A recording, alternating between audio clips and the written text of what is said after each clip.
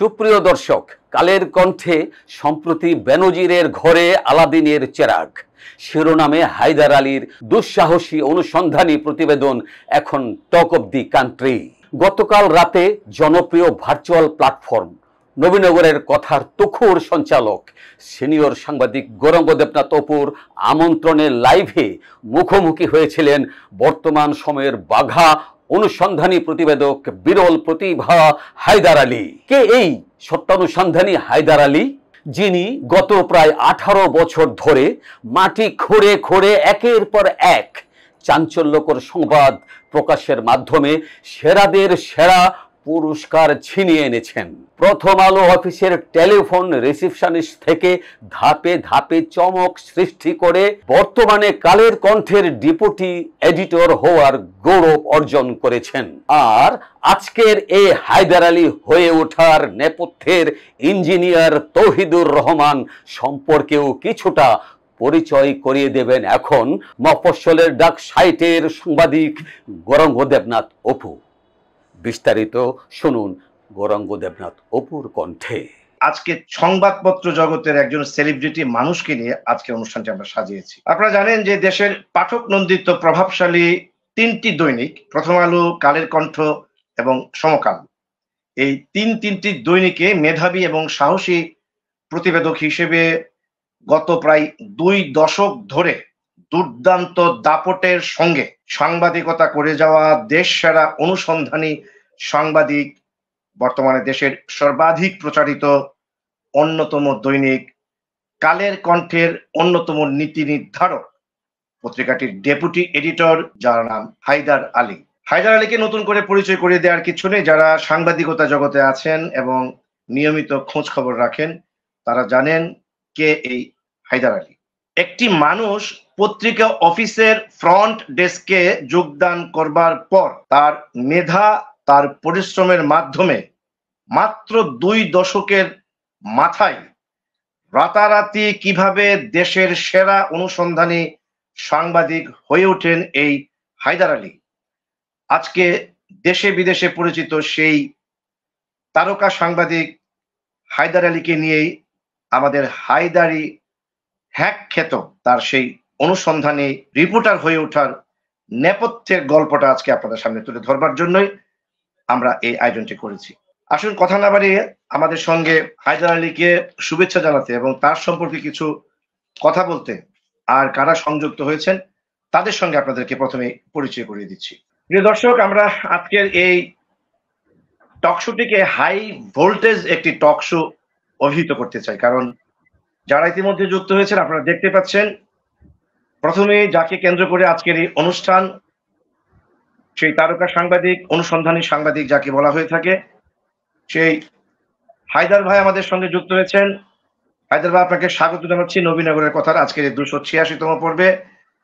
ঠিক তার নিচে আছেন বাংলাদেশের আরেক তারকা সাংবাদিক, বিভিন্ন গণমাধ্যমে কাজ করে বর্তমানে আজকের পত্রিকাতে যিনি ডেপুটি এডিটর হিসেবে আছেন। একাধারে একজন সাংবাদিক, একাধারে একজন লেখক, একজন চলচ্চিত্র নির্মাতা, আমাদের অত্যন্ত প্রিয়ভাজন, বিশেষ করে এই কুমিল্লার সন্তান ফারুক মেহেদী ভাই যুক্ত হয়েছেন। হায়দার ভাইকে আজকে শুভেচ্ছা জানাতে এবং তার সম্পর্কে দুটো কথা বলার জন্য আমরা সেই আমাদের প্রিয় ভাই ফারুক ভাইকে স্বাগত জানাচ্ছি।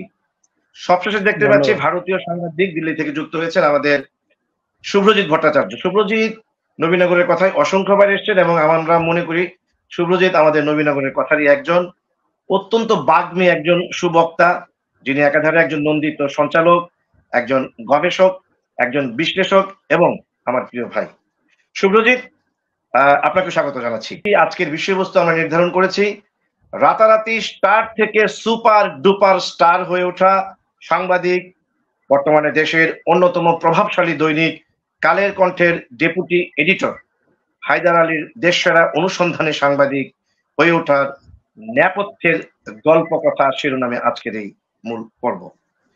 শুরুতে আসতে চাই যাকে কেন্দ্র করে এই অনুষ্ঠান, সেই হায়দার আলী ভাইয়ের কাছে। ধন্যবাদ গৌরাঙ্গদা, মানে এরকম একটা অনুষ্ঠানে আমাকে আমন্ত্রণ জানানোয়। অনেক ব্যস্ততার মধ্যেও পত্রিকার কাজ শেষ করে তড়িঘড়ি করে বাসায় ফিরলাম। ফিরেই আপনার এই অনুষ্ঠানে আমি জয়েন করলাম, করে খুব ভালো লাগতেছে। আর এজন্য ভালো লাগতেছে যে এখানে অনেক গুণী সাংবাদিক আমার আপনার এই অনুষ্ঠানে আছে, অনেকে দেখতেছে। আশা করি আপনাদের সাথে এই আড্ডা গল্প আমি খুব এনজয় করব। গৌরাঙ্গদা,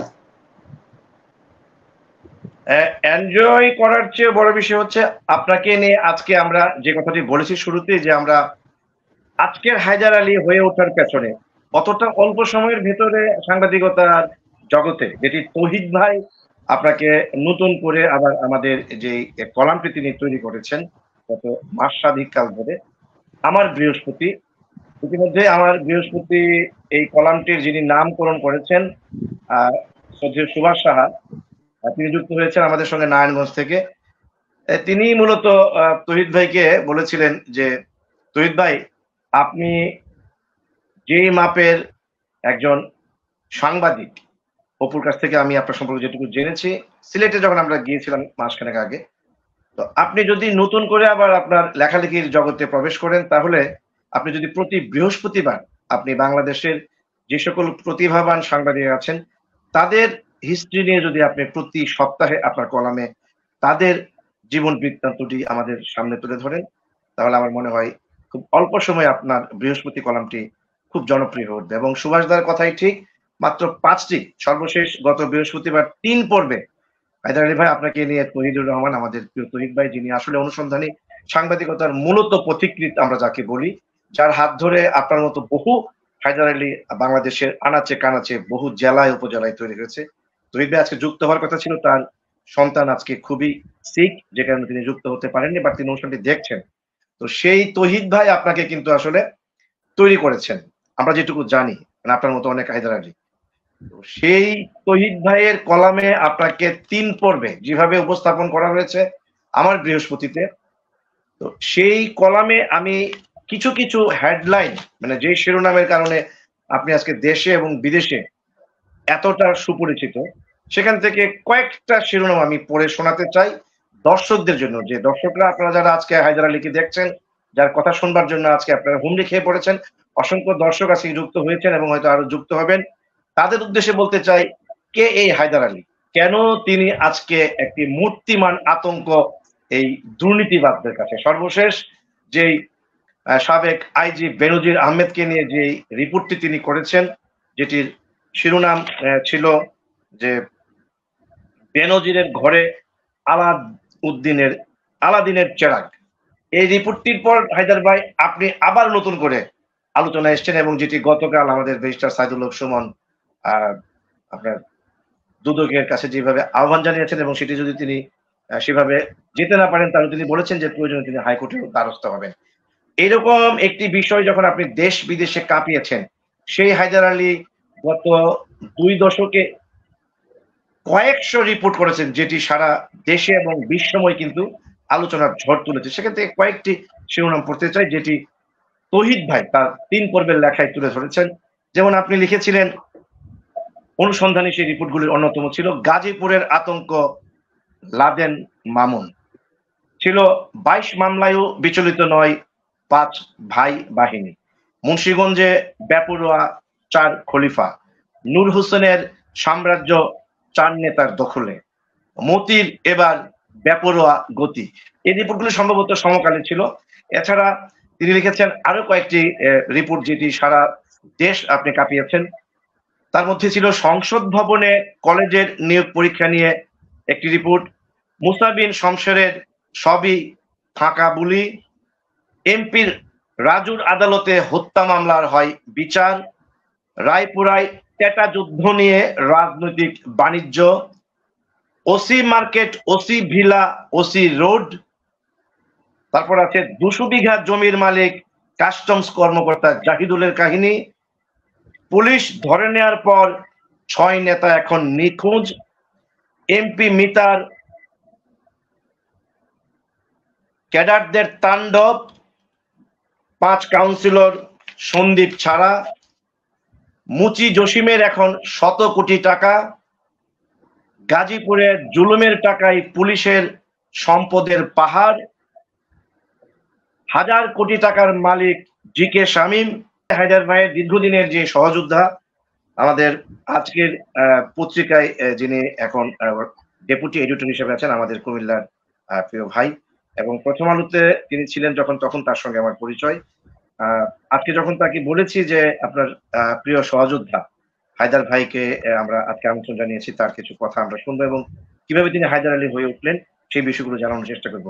তো যদি ফারুক ভাই, যেহেতু আমাদের কুমিল্লার সন্তান, আমার প্রিয় মানুষ, আপনি নিশ্চয়ই পুরো ঘটনাটি আপনি সূচনা বক্তব্যে শুনেছেন আমার ইন্ট্রোতে। আমি যে কথাগুলো বলেছি রিপিট করব না। আপনি এই রিপোর্টের পরিপ্রেক্ষিতে আপনি হায়দার ভাইকে, আপনার বন্ধুকে কিভাবে মূল্যায়ন করবেন? এরকম একটা হায়দার আবার কবে নাগাদ বাংলাদেশে তৈরি হবে, যেটি তহিদ ভাই তার লেখায় কিন্তু 3 পর্বের ডিটেলস বলেছেন যে আমার জানা মতে বাংলাদেশে যে কজন অনুসন্ধানী সাংবাদিকতা করে যাচ্ছেন তার মধ্যে হায়দার আলী তার অন্যতম। এবং আপনি নিশ্চয়ই জানেন যে মালয়েশিয়াতেও তিনি কিন্তু এই যে কোম্পানি খুলে দাস ব্যবসা চলছে, সেখানেও কিন্তু 6 পর্বের একটি বড় ধারাবাহিক তিনি প্রতিবেদন করেছেন। সেগুলো কিন্তু ইন্টারন্যাশনাল পুরস্কারও তিনি পেয়েছিলেন আন্তর্জাতিকভাবে।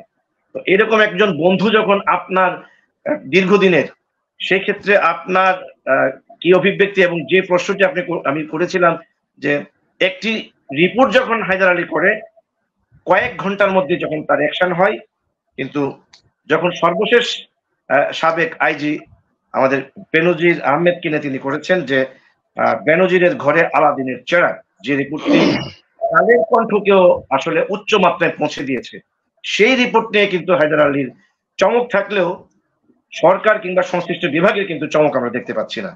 একজন জাত সাংবাদিক হিসেবে বিষয়টিকে আপনি কিভাবে দেখছেন, জনাব ফারুক মেহেদী?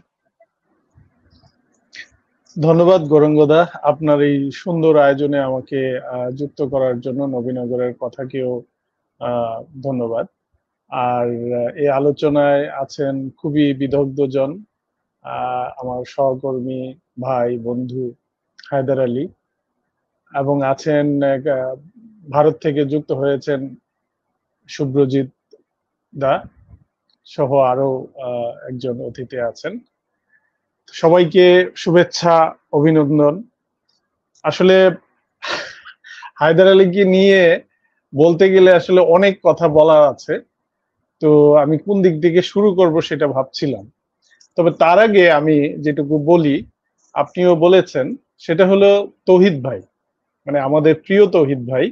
তৌহিদ ভাই শুধু হায়দার আলীর প্রিয় না, আমাদের প্রিয়, এবং তৌহিদ ভাইয়েরও আমরা প্রিয়। ওনার কি বলা যায়, আমরা ইউনিভার্সিটি থেকেই তৌহিদ ভাই আমাদের গুরু। আমি যখন বিশ্ববিদ্যালয়ের প্রথম আলোর করেসপন্ডেন্ট, তখন তৌহিদ ভাই আমাদের কাছে একটা অন্য মাত্রার একজন মানুষ।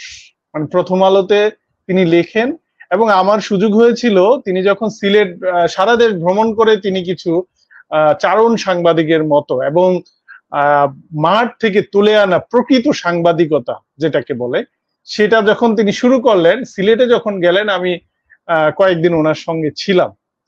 তো আমার সেই প্রিয় তৌহিদ ভাই হায়দার সম্পর্কে যা লিখেছে ফেসবুকে কিছুদিন আগে, 2-1 দিন আগে, আমি মনে করি যে সত্যিকার অর্থে হায়দার আলী যেরকম, সেটাই তিনি পোর্ট্রে করেছেন। হায়দার আলীর যে উঠে আসা এবং তার যে সংগ্রাম, তার যে একাগ্রতা, তার যে পরিশ্রম সংবাদকর্মী হিসেবে, সাংবাদিক হিসেবে, তার যে চিন্তা চেতনা, তার যে আকাঙ্ক্ষা, আমি মনে করি যে হায়দার আলীর প্রকৃত চিত্রটাই তৌহিদ ভাই তুলে এনেছেন তার লেখায় এবং তার বর্ণনায়। এবং কিভাবে হায়দার আলী তৈরি হয়েছেন এই কথাগুলো আমরা জেনেছি। আমি মনে করি যে আমি তৌহিদ ভাইয়ের মতো বলতে পারবো না, লিখতে পারবো না হায়দার আলীকে যেভাবে তিনি পোর্ট্রে করেছেন। তবে আমার কিছু অভিজ্ঞতা আমি সরলভাবে বলতে চাই। হায়দার আলী প্রথম আলো থেকে আমার সাথে পরিচয়, যদিও আমি ছিলাম বিশ্ববিদ্যালয় প্রতিনিধি, খুব দেখা সাক্ষাৎ কম হতো, বাট আমি যখন ঢাকায় আসতাম তখন কিন্তু দেখা হতো, কথা হতো, অল্প হলেও কথা হতো।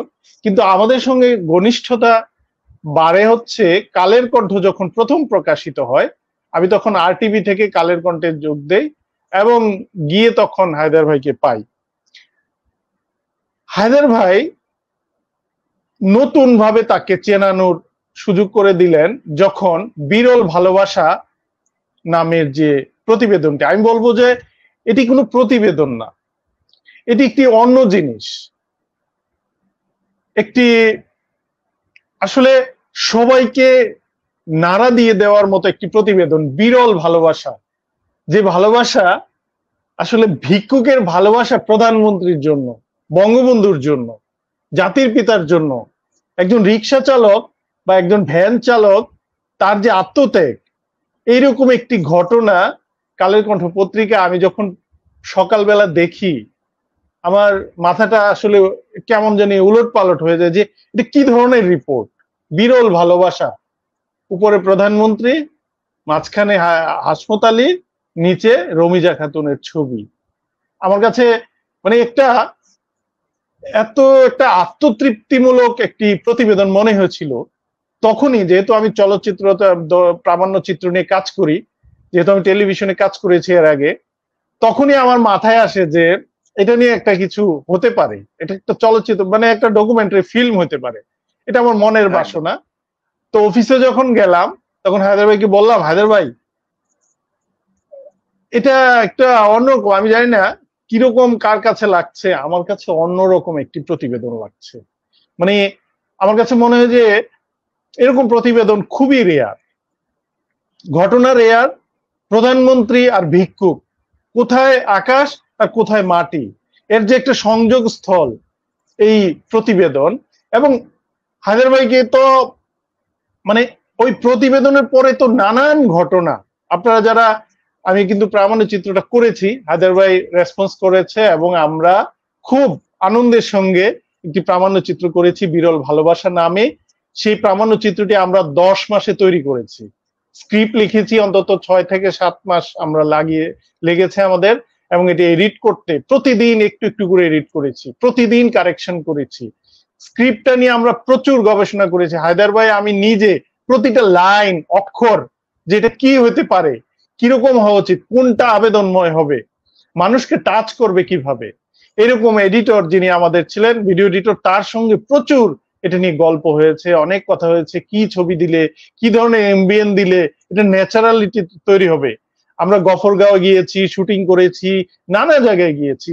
মোট কথা হচ্ছে হায়দার ভাইয়ের ওই বিরল ভালোবাসা আমাকে আসলে অন্যরকম করে দেয়, যে কারণে আমি খুবই দ্রুত রেসপন্সিভ হই এবং আমি ভাবি যে এটা ডকুমেন্টারি করবো, এবং এটা করেছি আমরা।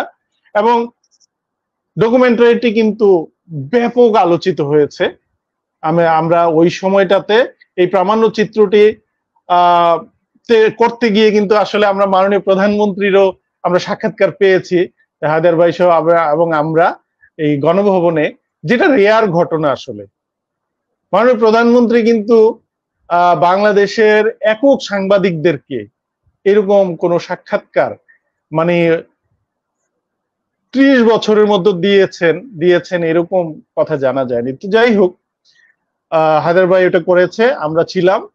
এই শুধু সাক্ষাৎকার না, পুরো জিনিসটা একটু অন্যরকম।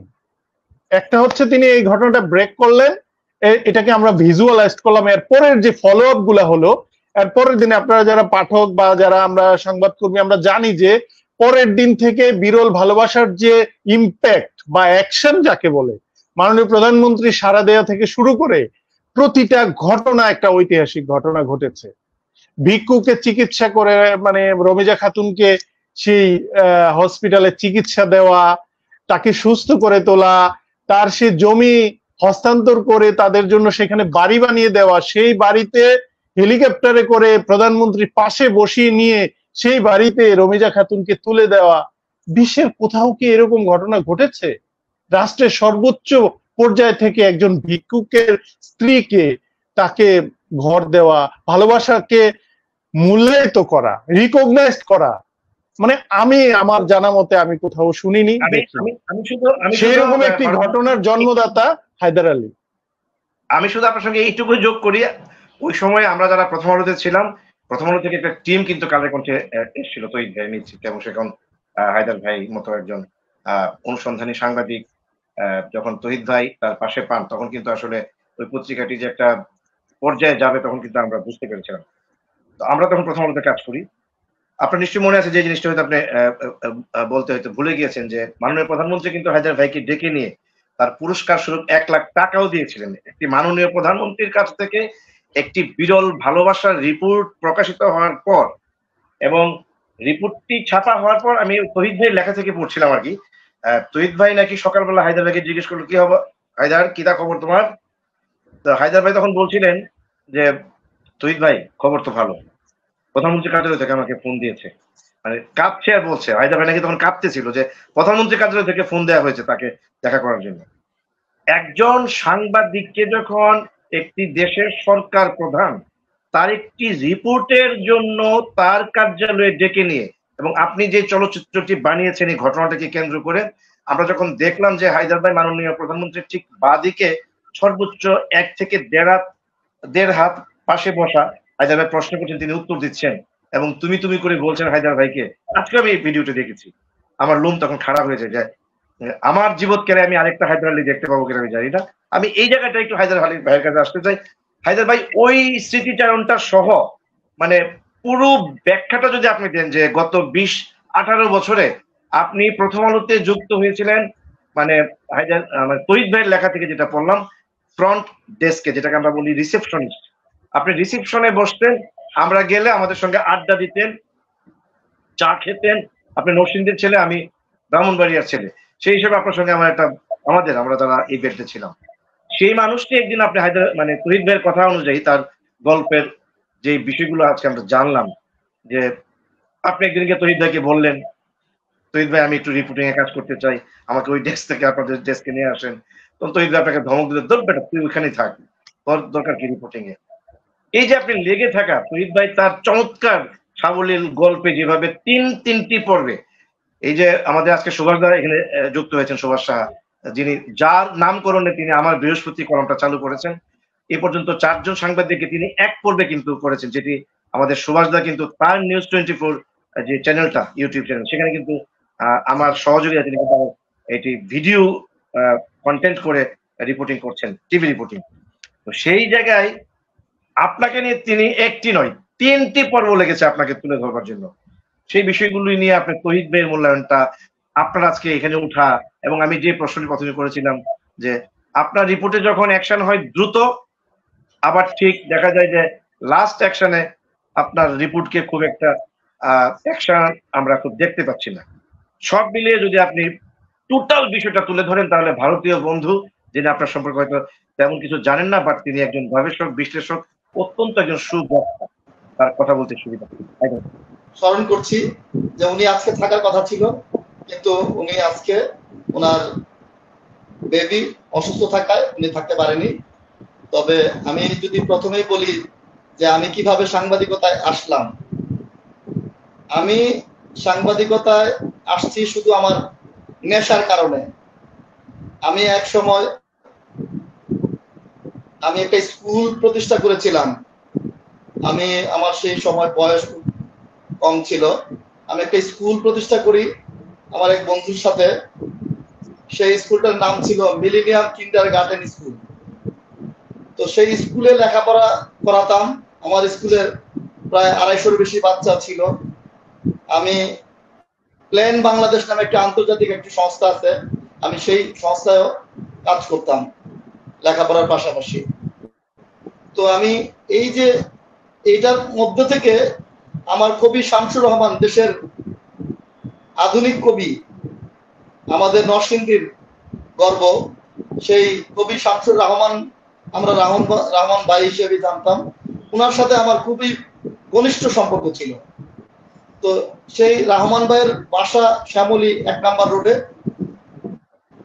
তো ওনার বাড়িতে আমি প্রতিদিনই যেতাম, প্রতিদিন গিয়ে ওনার সাথে গল্প করতাম।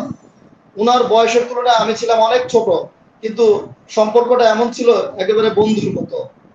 সেখানে প্রচুর পত্রিকা আসতো, পত্রিকা পড়তাম, সাংবাদিকরা আসতো, বুদ্ধিজীবীরা আসতো।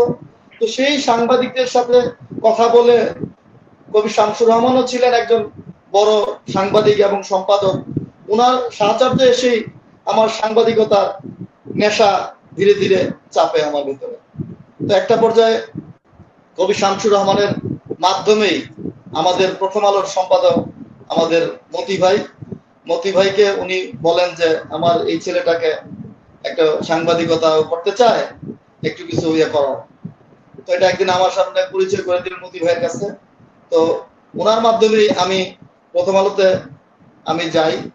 যাওয়ার পরে আমার যে স্বপ্ন ছিল যে আমি সাংবাদিকতা করব, সংবাদ লিখব, কিন্তু সেখানে আমি আনফরচুনেটলি বলি, আমাকে ওই তৎকালীন ওইখানে ডেস্কে অ্যাডমিন অফিসার ছিলেন, অ্যাডমিন ম্যানেজার ছিলেন উত্তম কুমার পাল। উনি আমাকে লেখালেখির সুযোগের জায়গায় উনি আমাকে নিয়ে দিয়েছেন ফ্রন্ট ডেস্কে। তো ফ্রন্ট ডেস্কে যখন আমাকে দেয়, আমি একটা স্বপ্ন নিয়ে গেছিলাম, কিন্তু যাওয়ার পর যখন ওখানে দেয়, কিন্তু আমি না করিনি। আমি সেখানে আমি কাজ করেছি, কিন্তু আমার মন করে থাকতো আমার সাংবাদিকতা আমি কিভাবে করব, আমি লেখালেখি কিভাবে করব। তো দেখি অনেক চোখের সামনে অনেক রিপোর্টার, অনেক আমাদের সিনিয়র ভাই, তারা রিপোর্ট লেখে, তাদের রিপোর্ট নাম হয়, আলোচনা হয়, তাদের কদর দেখি। তো এই যে প্রতিদিন বাসা থেকে অফিস থেকে বাসায় আসি, আবার বাসা থেকে অফিসে যাই, তো মাথার মধ্যে ঘুরপাক করতে থাকে আমি কিভাবে সাংবাদিক হব। আমাকে যেহেতু ডেস্কে বসাইছে, এখান থেকে আমি কিভাবে আমার সেই জায়গায় যাব, সেই লক্ষ্যে আমি কিভাবে পৌঁছাবো, আমি সেটা নিয়ে ভাবতে থাকি, চিন্তা করতে থাকি। তো এইভাবে আমার তহিদ ভাইয়ের সাথে, তহিদ ভাইয়ের রিপোর্ট দেখি, বিভিন্ন জেলায় যায়, তিনিও ভালো রিপোর্ট করেন, ভালো মানুষ উনি। তো ওনার সাথে একদিন কথা বললাম, বলার পর আমি একটি রিপোর্ট লিখলাম। সেই রিপোর্টটা সম্পাদকীয় পাতায় আমাদের শ্রদ্ধা একজন বড় ভাই, উনি আজকের পত্রিকার সাংবাদিক জাহিদ রেজা নূর ভাই, ওই সময় প্রথম আলোর সম্পাদকীয় বিভাগে উনি ছিলেন। তো উনার কাছে আমার লেখাটা, যখন আমি তহিদ ভাইয়ের কাছে নিয়ে যাই, তহিদ ভাই আমাকে জাহিদ রেজা নূর ভাইয়ের কাছে পাঠায়। সেখানে যাই, প্রথম লেখাটি ছাপা হয়। প্রথম লেখাটি ছাপা হওয়ার মনে হয়েছে যে মানুষের প্রথম সন্তান হলে যে রকমের আনন্দ অনুভব করে, সেই রকমের একটা আনন্দ অনুভব করছিলাম। তো সেটাই আমার শুরু। তারপর প্রথম আলোর সুমনা শারমিন, সুমি আপা, তারপর এইভাবে আমার ফিচার লেখা শুরু হয়। এখন আমাদের এক ভাই ইকবাল হোসেন চৌধুরী, সে ছুটির দিনে ছিলেন, তার পাতায় লিখি, নারী মঞ্চের পাতায় লিখি। তো এক পর্যায়ে আমার ছোট বোনের বাড়ি নরসিংদীর মনোহরদীতে আমি যাই। ওখানে গিয়ে দেখি প্রচুর গাছ কাটতেছে। তো এর মধ্যে মাইকিং আসতেছে যে গাছ কাটুন, পরিবেশ বাঁচান, একটি বিশেষ ঘোষণা, গাছ কাটুন, পরিবেশ বাঁচান। তো এটা আমার চোখের সামনে দেখতেছি, দেখে আসলাম। আমি বলে কি এরা, গাছ মানুষকে ছায়া দেয়, অক্সিজেন দেয়, পরিবেশের ভারসাম্য রক্ষা করে, সেই গাছ কাটার জন্য মাইকিং হচ্ছে। আমার ছোট বোনের বাড়িতে গিয়ে দেখি ওদের গাছের লাল একটা চিহ্ন দেওয়া, রেইনট্রি করই গাছ, সেই গাছ কাটতেছিল। তো আমি বললাম যে এইরকম একটা সুন্দর গাছ, এটা কেন কাটতেছেন? আমার ছোট বোনের শ্বশুরকে বললাম, বলে যে না, গাছ না কাটলে পুলিশে ধরে নিয়ে যাবে, এটা টিওনের নির্দেশ। আমি শুনে অবাক হলাম, মনে হলো যে না, এটা একটা রিপোর্ট। গাছ কোনো সময় মানুষের শত্রু হইতে পারে না, ক্ষতি করতে পারে না। এই থিম নিয়ে আমি নিজের মতো করে একটা ফিচার আমি লিখি আমার মতো করে, কোথায় গাছ কাটতেছে, কারা কাটতেছে, কিভাবে হলো, একটা মোটামুটি একটা ধারণা নিয়ে আমি ঢাকায় আসি। ঢাকায় এসে আমি একটা রিপোর্ট লিখি আমার মতো করে, যতটুকু পারছি লিখে আমি তহিদ ভাইকে দিই। তখন তহিদ ভাই আমার রিপোর্টের দিকে তাকিয়ে একটু পড়ে, সে স্বভাব সুলভ, তার ড্রয়ার ছিল, ড্রয়ারে ঢুকে বলছে পরে কথা বলবো, যাও। তো গেলেন। তো ওই রিপোর্ট নিয়ে উনি পড়ে আমাকে বললো যে এটা তো তোমার এই করতে হবে, আরো যতটুকু পারলাম করলাম। এর ভিতরে আমাদের ভৈরবের আমাদের একজন সিনিয়র সাংবাদিক সুমন মোল্লা ভাই, আমার বড় ভাইয়ের মতন, ওনাকে আমি সম্মান করি। তো সুমন মোল্লা ভাই উনাকে আবার নরসিংদী নিয়ে যাচাই করলো যে আমি যা লিখছি এটা ঠিক কিনা।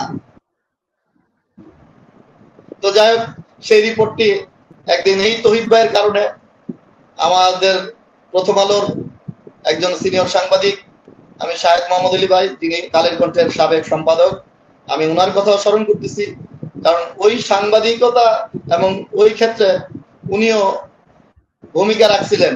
যখন এই রিপোর্টটা আমি আরেকটু বলে নেই, এই রিপোর্টটা যখন ছাপা হয়, ছাপা হওয়ার পর তখন বিরোধী দলীয় নেত্রী ছিলেন বঙ্গবন্ধুর কন্যা প্রধানমন্ত্রী শেখ হাসিনা, আর সরকার দলীয় ছিলেন বিএনপি। তখন আওয়ামী লীগ বিরোধী দলে থাকা অবস্থায় এই রিপোর্ট যখন পত্রিকায় ছাপা হয়, তখন সংসদে ব্যাপক তোলপাড় হয়, কারণ একজন ইউনের নির্দেশে রেঞ্জ নির্বাচন চলছে, এটা নিয়ে সারা দেশে ব্যাপক আলোচনা হয়, সংসদে আলোচনা হয়। তখন মতি ভাই এবং তহিদ ভাই আমাকে বললো যে তুমি তাড়াতাড়ি নরসিংদী যাও, এটা ফলো আপ করো। তখন আমি নরসিংদীতে এসে সুমন ভাই এবং আমি দুইজনে মিলে আমরা এটা নিয়ে টানা সিরিজ রিপোর্ট করি, ফলো আপ রিপোর্ট করি। ফলো আপ রিপোর্ট করে যখন ঢাকায় আসি, ঢাকায় আসার পর আমি আমার সাংবাদিকতাটা আমি করতে চাই ভালো করে। তখন আমার ওই ডেস্ক থেকে তহিদ ভাই, শাহেদ ভাই, বিশেষ করে তহিদ ভাই তো আমার গুরু, আমার সবচেয়ে বেশি সহযোগিতা করছে। তারপরে ছিলেন শাহেদ ভাই ছিলেন, তারপরে আরো প্রণব সাহা, আশিস সৈকতদার সহ আমাদের অনেক সাংবাদিক, আমি এই মুহূর্তে বলতে পারতেছি না, আমাকে সবাই সহযোগিতা করছে। সহযোগিতা করার কারণেই আমাকে নরসিংদীর প্রতিনিধি হিসেবে আমি সেখানে যাই। তবে এই নরসিংদীর প্রতিনিধি হিসেবে যাওয়ার পর আমার সেখানে আরেকটা সংগ্রাম শুরু হয়, কারণ আমি নরসিংদীতে আমি মনোহরদীতে যাই, কিন্তু নরসিংদী শহরে আমার কখনো যাওয়া হয়নি। আমি সেই প্রথম নরসিংদীতে যাই। আমি বলে রাখি, নরসিংদীর প্রথম আলোর যে একজন করেসপন্ডেন্ট নিয়োগ দেওয়া হয়েছিল, সেই ছেলেটাকেও খুন করে ফেলা হয়েছিল। নরসিংদী ছিল একটা আতঙ্কের নগরী, নরসিংদী ছিল একটা মাদকের নগরী হিসেবে একটা ইয়া ছিল ওই সময়, খুবই ভয়ঙ্কর একটা অবস্থা। আমাকে ওই সময় যাওয়ার সময় আমাকে বলছিলেন আমার প্রিয় একজন বড় ভাই, ওনার সাথে আমার কথা হয় না, খালেদ মহিউদ্দিন ভাই, আমি ওনাকে অনেক শ্রদ্ধা করি, সম্মান করি। উনি ওই সময় ওই নরসিংদীর ম্যাজিস্ট্রেট ছিলেন, ম্যাজিস্ট্রেট চাকরি ছেড়ে কিন্তু আবার প্রথম আলোতে যায়, উনি প্রথম আলোতে চাকরি করেন। তো উনি ওই ভাই আমাকে বলছিলেন যে তুমি যে নরসিংদী যাও, তুমি এই দিকে খেয়াল রাখো, এটা কিন্তু এই অবস্থা। উনি আমাকে গাইডলাইন করে নানাভাবে। মতি ভাই আমাকে সাহস দিয়েছিলেন, তহিদ ভাই তো সবসময় আমাকে অভিভাবকের মতো লেগেছিলেন। আমরা একটু আসতে চাই আমাদের ভারতীয় সাংবাদিক বন্ধু সুব্রজিৎ, একটু কথা শুনতে চাই আপনার। বিশেষ করে আমি যেটি বলছিলাম যে রাতারাতি স্টার থেকে সুপার ডুপার স্টার হয়ে ওঠা আজকের হায়দার আলী, মাত্র 18 কি 19 বছর আগে একটি পত্রিকা যেটির নাম হচ্ছে প্রথম আলো, বাংলাদেশের ওয়েল সার্কুলেটেড একটি খুবই জনপ্রিয় পত্রিকা, সেই পত্রিকায় তিনি 2006 সালের দিকে বা 5 সালের দিকে সম্ভবত তিনি রিসিপশনিস্ট হিসেবে যুক্ত হন। আমরা তখন প্রথম আলোতে কাজ করি।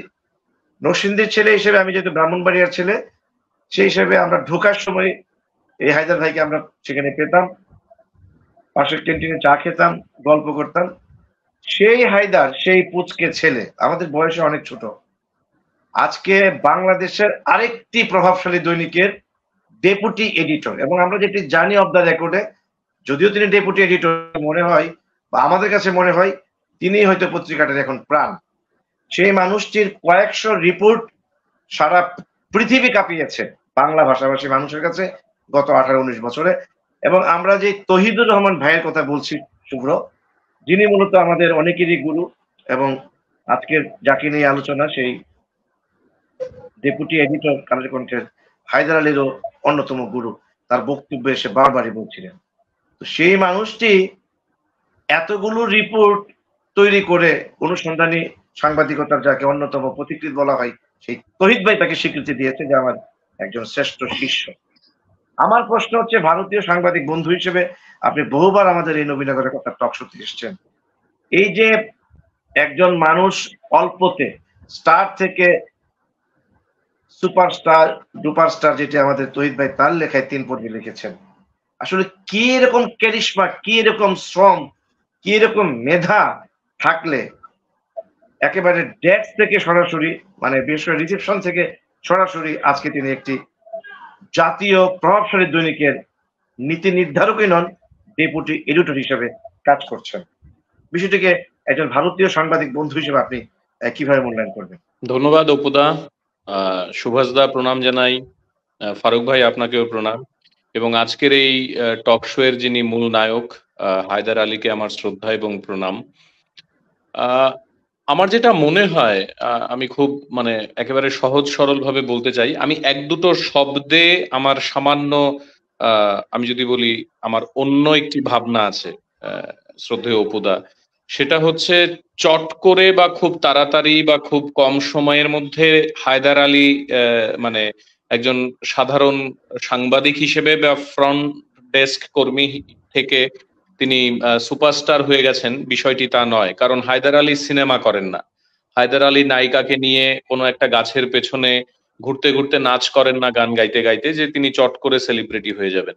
হায়দার আলী অসম্ভব রকমের প্রত্যেক দিনের একটি তপস্যা এবং ত্যাগকে সঙ্গ করেছেন বলে তিনি হায়দার আলী হয়েছেন। এবং হায়দার আলীরা আসলে খুব একটা রেয়ার এক্সাম্পল আমাদের চারপাশে, আমি তাও মনে করি না। হায়দার আলীরা আমাদের চারপাশেই থাকেন, হায়দার আলীরা আমাদের চারপাশে আমাদেরকে নানা সময় আলোকিত করেন। আমরা যারা অন্ধকারে হাঁটি, আমরা যারা পথ দেখতে পাই না, আমরা যারা পূর্ণিমাতেও পথ হারাই, হায়দার আলীরা আমাদের কাছে চাঁদের মতো আলো দেন। এবং আমাদের মনে রাখতে হবে যে আলবার্ট আইনস্টাইন, তিনিও তো সুইস ফেডারেল ইনস্টিটিউট অফ টেকনোলজির পরীক্ষাতে ফেল করেছিলেন, তিনি সফল হননি।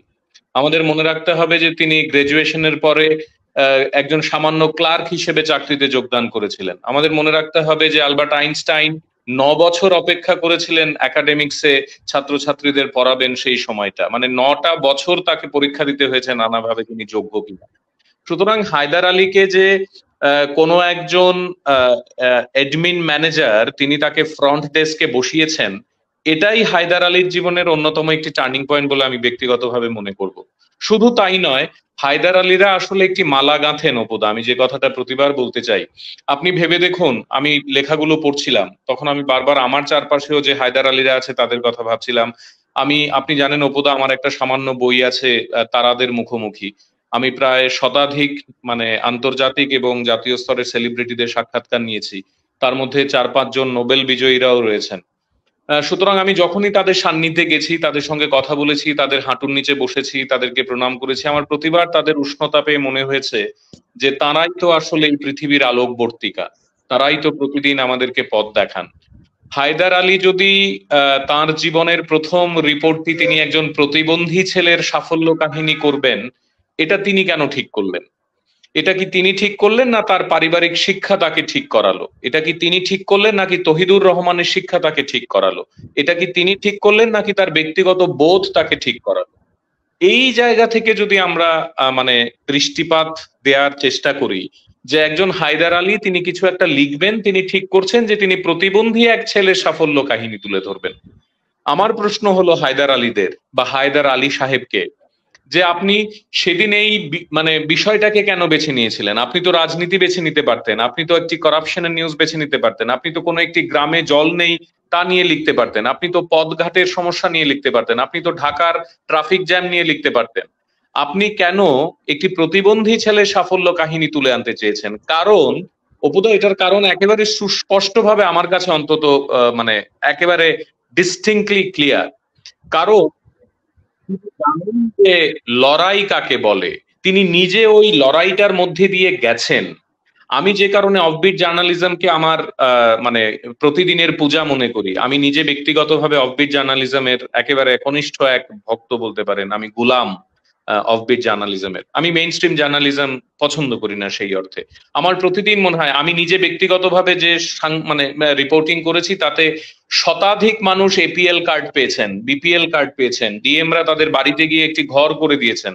আমার মনে হয় মানে আমরা সবাই সোশ্যাল অ্যাক্টিভিস্ট, আমরা মোর দেন জার্নালিস্ট, আমরা সোশ্যাল অ্যাক্টিভিস্ট। জার্নালিস্ট তো যারা কাগজে লেখেন সবাই জার্নালিস্ট, কিন্তু সাংবাদিকতার মধ্যেও যদি আমরা কিছু বিভাজন রেখা তৈরি করি, আমরা যদি নিজেদের মধ্যে বলি যে আমি স্পোর্টস জার্নালিস্ট, আমি অফবিট জার্নালিস্ট, আমি পলিটিক্যাল বিট করি, আমি হেলথ বিট করি, হেলথ বিট করে আমি কোনো হাসপাতাল তৈরি না করতে পারি, আমি রোগীদের ওষুধ প্রত্যেক দিন দিতে পারছি কিনা, আমার একটা খবরের কারণে সিটি স্ক্যান মেশিনটা একটি হাসপাতালে 17 মাস পরে ঠিক হলো কিনা, সেটা যেমন আমাকে সত্যি অর্থেই রাত্রিবেলা আনন্দ দান করবে, আমার পত্রিকা কি বললো, আমার এডিটর কি বললেন, আমি স্টারডম পেলাম কিনা, আমার অটোগ্রাফ কেউ রেল স্টেশনে চাইলো কিনা, সেটা খুব একটা ইম্পর্টেন্ট নয়। আর এটাও মনে রাখতে হবে, আজকে আপনি হায়দার আলীকে প্রকাশ্যে এনেছেন অপুদা, আপনি জানেন বাংলাদেশের কত কত মানুষ আজকেই প্রথম হায়দার আলীকে দেখছেন। তারা শুধু হয়তোবা নামটা শুনেছেন, তারা হয়তোবা শুধু তার লেখা পড়েছেন। আমি সঞ্জীব চট্টোপাধ্যায় মানুষকে যেরকম ভাবে ভাবতাম আমার বিশ্ববিদ্যালয় জীবন পর্যন্ত, আমি যেহেতু কলকাতায় পড়েছি, আমার নিজের জীবনের কাছে সঞ্জীব চট্টোপাধ্যায়ের একটা চরিত্র ছিল। কিন্তু আমার কলেজে তিনি যখন আমাদের বিবেকানন্দ সভাগৃহে প্রথম দিন বক্তৃতা করতে এলেন, আমি এত আহত হয়েছি অপুদা, যে ইনি সঞ্জীব চট্টোপাধ্যায়, ইনি এরকম দেখতে, ইনি এইরকম একজন মানুষ, এত হ্যাংলা পাতলা একজন মানুষ এইরকম কলম ধার করে লিখতে পারেন, এরকম তার চেহারা। আমার কাছে তো তিনি একজন নায়কের মতো ছিলেন, আমার কাছে তো তিনি মানে অসাধারণ রঙের পোশাক পরবেন প্রতিদিন, তার চুলগুলো অন্যরকম করে আঁচড়ানো থাকবে, ইত্যাদি ইত্যাদি একটা স্বপ্নের চরিত্র ছিল। ঠিক এমন ভাবেই হায়দার আলীদের রিপোর্টিং পড়ে আমরা যারা মনে মনে হায়দার আলীকে একটা চরিত্রায়নে ফেলি, আমাদের কাছে প্রথম চট করে দেখে ফেললে মনে হবে ইনি হায়দার আলী। আসলে এনার এত সাহস, যেমন আমার আজকে মনে হচ্ছে যে ইনি এই লোকটা, ইনি তো মানে আমার মতোই, মানে একেবারে আমার দাদার মতোই, আমার মানে আমি তাকে তো সব কথা বলতে পারবো আজকেই। সুতরাং আমার মনে হয় অনেকগুলো ডটস, এই যে এনডিটিভির লাল রঙের যে ফোঁটাটা, প্রণয় রায় একদিন অসাধারণ ব্যাখ্যা করে বলছিলেন যে আমরা আসলে উই কানেক্ট দি ডটস, আমরা যারা সাংবাদিক আমরা অনেকগুলো ডটকে একটু একটু করে কানেক্ট করি। আমি কানেক্ট করতে চাই হায়দার আলীকে এই বলে যে তিনি একটি প্রতিবন্ধী ছেলের খবর করছেন প্রথম দিন। দ্বিতীয় কথা, তিনি তার অফিস মানে এডমিন তাকে বসাচ্ছেন ফ্রন্ট ডেস্কে। একজন কিন্ডারগার্টেন স্কুলের প্রিন্সিপাল 2003 সালে যিনি স্বপ্ন দেখে একটি স্কুলকে নির্মাণ করছেন, তিনি ছাত্রছাত্রীদের ভবিষ্যৎ তৈরি করবেন বলে, সেখানেও কিন্তু তার ওই একই গল্প। তিনি নিজে হয়তোবা খুব ভালো করে পড়তে পারেননি, তিনি নিজে হয়তোবা অর্থাভাবে পড়েছেন, তিনি নিজে হয়তোবা তার পারিবারিক নানা আর্থিক জটিলতার কারণে যা হতে চেয়েছিলেন তা হতে পারেননি, তিনি হয়তোবা ডাক্তার বা ইঞ্জিনিয়ার বা উকিল হতে চেয়েছিলেন, তা পারেননি। তিনি চেয়েছিলেন তার এই না পারাগুলো আরো অন্য ছেলে মেয়েরা পারুক, তিনি একটি স্কুল করুক। একটি কিন্ডারগার্টেন স্কুল কারা করতে পারে উপদা? যারা শিশুদের ভালোবাসে। একজন মানে মানুষ কখন শিশুদের ভালোবাসতে পারে? যখন তিনি স্বপ্ন দেখেন, যখন তিনি দেশ নির্মাণের কথা মনে করেন। এই মানুষটি তার বোনের বাড়িতে গিয়ে যখন 2006 সালে স্লোগান শুনছেন যে গাছ কাটুন পরিবেশ বাঁচান, তখন তার হাড় কেন হিম হয়ে আসে? তখন তিনি কেন এগিয়ে যান সংবাদ সংগ্রহে? কারণ তিনি মনে করেন তার দেশে অক্সিজেন কম হবে, কারণ তিনি মনে করেন তার পরিবেশ অসুন্দর হবে। এই যে 2006 সালের 31শে জানুয়ারি, আজ থেকে প্রায় 18-19 বছর আগে হায়দার আলীর প্রথম আলোতে তার প্রথম লেখাটি বেরোয়, সেই লেখার উন্মাদনা তিনি এখনো লালন করেন তার হৃদয়ে। কারণ হায়দার আলী জানেন যে তিনি একা নন। হায়দার আলী জানেন আমাদের এই দেশ ভারতবর্ষ এবং আমাদের মানে আমি যদি বলি বাংলাদেশ, শ্রীলঙ্কা, অর্থাৎ আমাদের এই মানে এই রিজিয়নটি, আমাদের এই সার্ক রিজিয়নের প্রত্যেকটি দেশ, আমরা যারা ভাত খাওয়ার অভাব অনটন দেখেছি, আমরা যারা দেশ ভাগের যন্ত্রণা কাছ থেকে শুনেছি কিংবা উপভোগ করেছি, বা আমাদের মতো করে আমরা এর উষ্ণতা, এর দাপট সহ্য করেছি, আমরা জানি যে এই প্রবণতা, একজন প্রধানমন্ত্রী ডাকলে হায়দার আলীরা নার্ভাস হন ঠিকই, তারা ভেতরে ভেতরে একটু খুশি হন ঠিকই, তারা 1 লক্ষ টাকা পেয়ে হয়তো বা আনন্দিত হন ঠিকই, কিন্তু আমি চ্যালেঞ্জ করে বলতে পারি অপুদা, হায়দার আলীরা ওই 1 লক্ষ টাকা দিয়ে নিজের জন্য মানে ঘড়ি আর পোশাক কেনেন না। তারা ওই 1 লক্ষ টাকা গাছ লাগানোতে খরচ করেন, ছাত্রছাত্রীদের জন্য খরচ করেন, অথবা তাদের কোনো স্বপ্নের বাগিচায় প্রতিদিন জল দেওয়ার জন্য তারা খরচ করেন। এই যে অসম্ভব রকমের একটি তেজ এবং তেজস্ক্রিয়া প্রত্যেকদিন হায়দার আলীদের বাঁচিয়ে রাখে, তাদের জন্য আমরা ভালো থাকি। আপনার মনে আছে অপুদা, আমাদের খরা দাও ঈশ্বর বইটির অসাধারণ লেখক, সারা পৃথিবী জুড়ে তিনি আজ কিংবদন্তি, ম্যাক্সেসের সম্মানে সম্মানিত, আমরা যারা রুরাল জার্নালিজমকে ভালোবাসি আমাদের প্রত্যেকের দেবতা তিনি। এবং পি সাইনাথ 2009 সালে ভারতের 3য় সর্বোচ্চ সম্মান পদ্মশ্রী ত্যাগ করেছেন, মানে উপাখ্যান করেছেন। তিনি বলেছেন আমার দরকার নেই এই পুরস্কার, কেন? সরকার পক্ষ তার কাছে জানতে চাইলো যে দেশের তৃতীয় সর্বোচ্চ সম্মান একজন সাংবাদিককে আমরা দিতে চাইছি, এটা তো দেশে নজিরবিহীন ঘটনা। 2009 সাল। পি সাইনাথ বলছেন, আমি যে মানে সাংবাদিকতা করি, আমি যদি সৎ সাংবাদিক হই, আমি কোনো রাষ্ট্রের পুরস্কার নিতে পারি না, কারণ আমার জেহাদ তো প্রতিদিন এই রাষ্ট্রের নানা ব্যবস্থার বিরুদ্ধে। আমি তো কলম ধরি প্রতিদিন রাষ্ট্রের নানা গাফিলতির বিরুদ্ধে, করাপশনের বিরুদ্ধে। আমি যদি একবার এদের পুরস্কার গ্রহণ করে ফেলি, এই রাষ্ট্র যদি আমাকে পুরস্কার দিয়ে ফেলে, আমি তো আর প্রতিবাদগুলো করতে পারবো না, আমি তো অন্যায়ের কথাগুলো আর লিখতে পারবো না। এই পুরস্কারে আমি নত হয়ে যাব, এই পুরস্কারে আমার কলমের ধার কমে যাবে। হায়দার আলীরা পুরস্কৃত হবেন, হায়দার আলীরা সম্মানিত হবেন, হায়দার আলীরা নবীনগরের কথায় টকশোতে আসবেন, তারা সেলিব্রিটি হয়ে আসবেন, এ কথা ঠিক।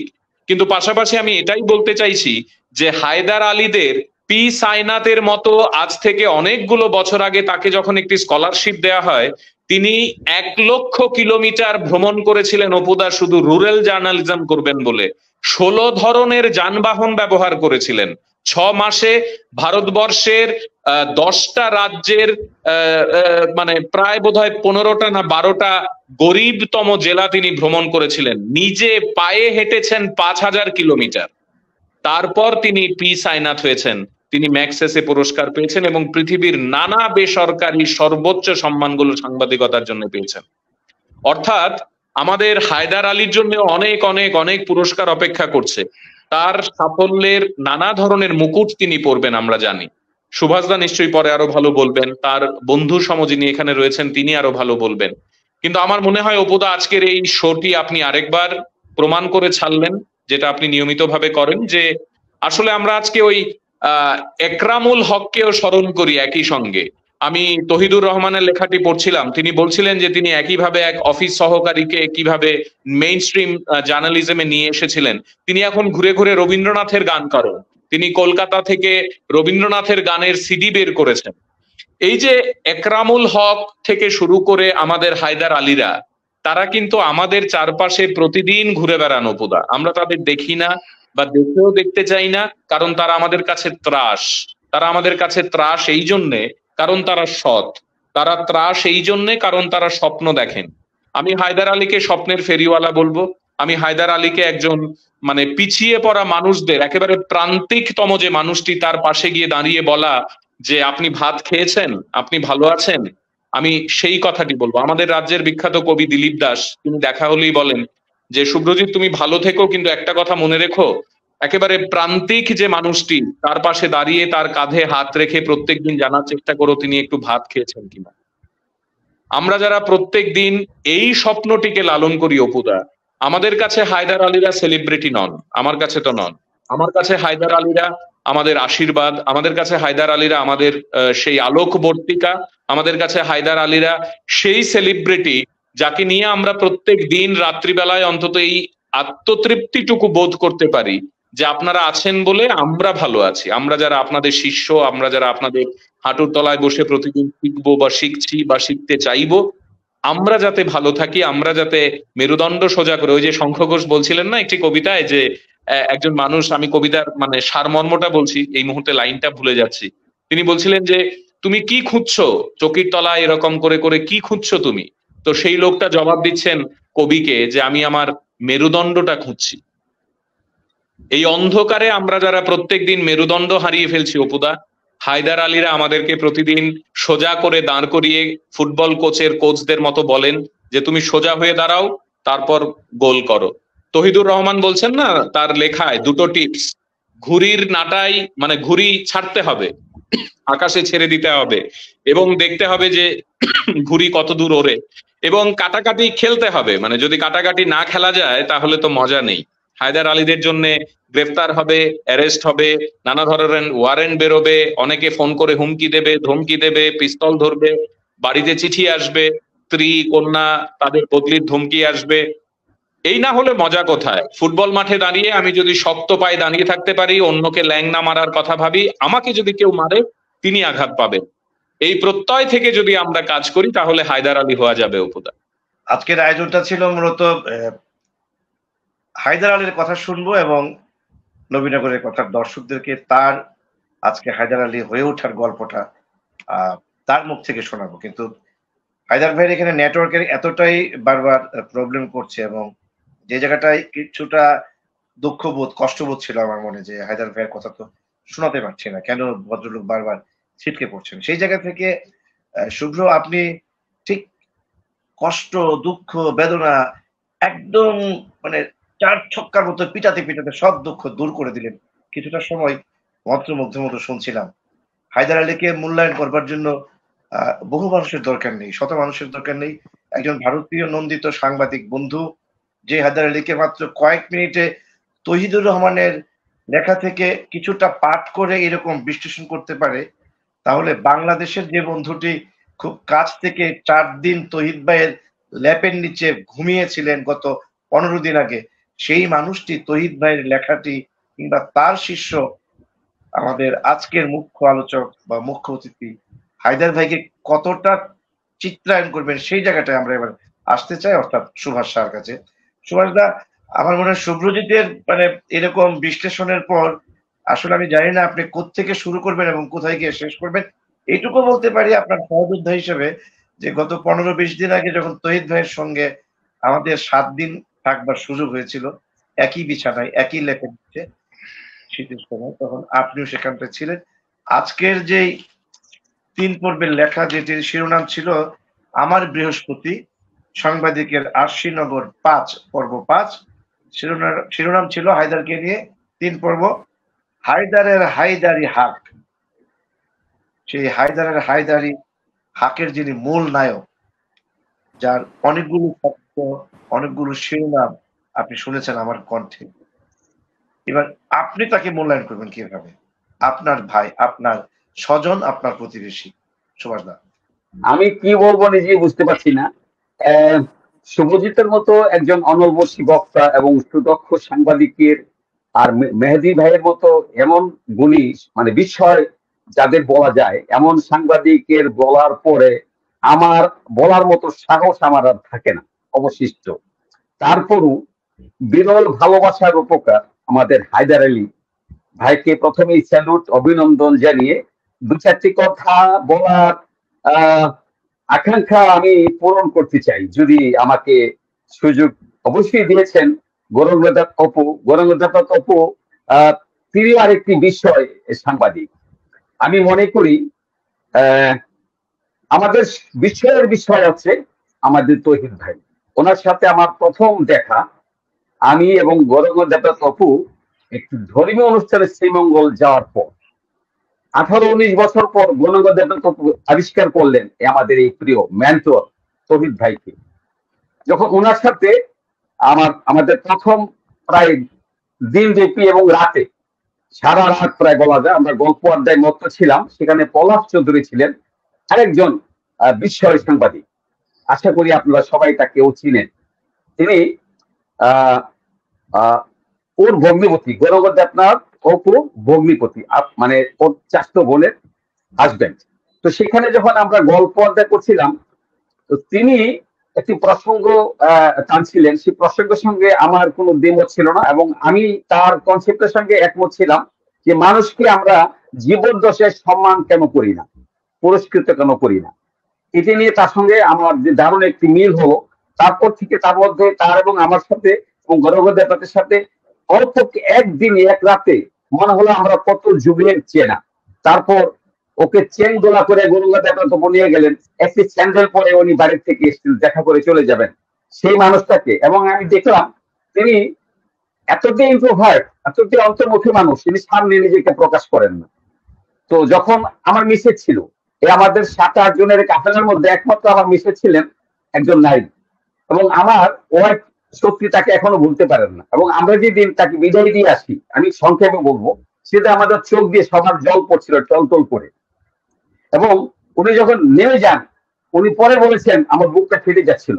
কি অসাধারণ মায়ের একজন মানুষকে এত আপন করে নিতে পারেন, এবং আমরা যে কখন তার এত আপন হয়ে গেলাম আমরা পরস্পর কেউ টেরও পাইনি।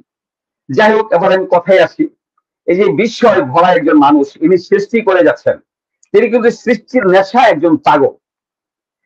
ইনি শুধু সৃষ্টি করে যাবেন, ওনার আকাঙ্ক্ষা আমি যতটুকু বুঝতে পারি যে নিজে পুরস্কৃত হতে চান না, এবং সে আশায় উনি করেন না। তিনি যাদের সৃষ্টি করবেন তারা যদি পুরস্কৃত হন, তারা যদি জীবদ্দশায় সেই পুরস্কারটা দেখে যান, তবেই তার আত্মার শান্তি এবং তিনি শান্তি পান। এই ভাবনাটা আমাকে তার প্রতি আরো বেশি দুর্বল করেছে, যে একটা মানুষ এত মানুষগুলোকে সৃষ্টি করে যাচ্ছেন এবং উনি প্রতিজ্ঞা করেছেন। সেদিন থেকেই আমরা আলোচনা করলাম, ওনাকে বললাম দাদা তাইলে আপনি একটা কলাম শুরু করেন।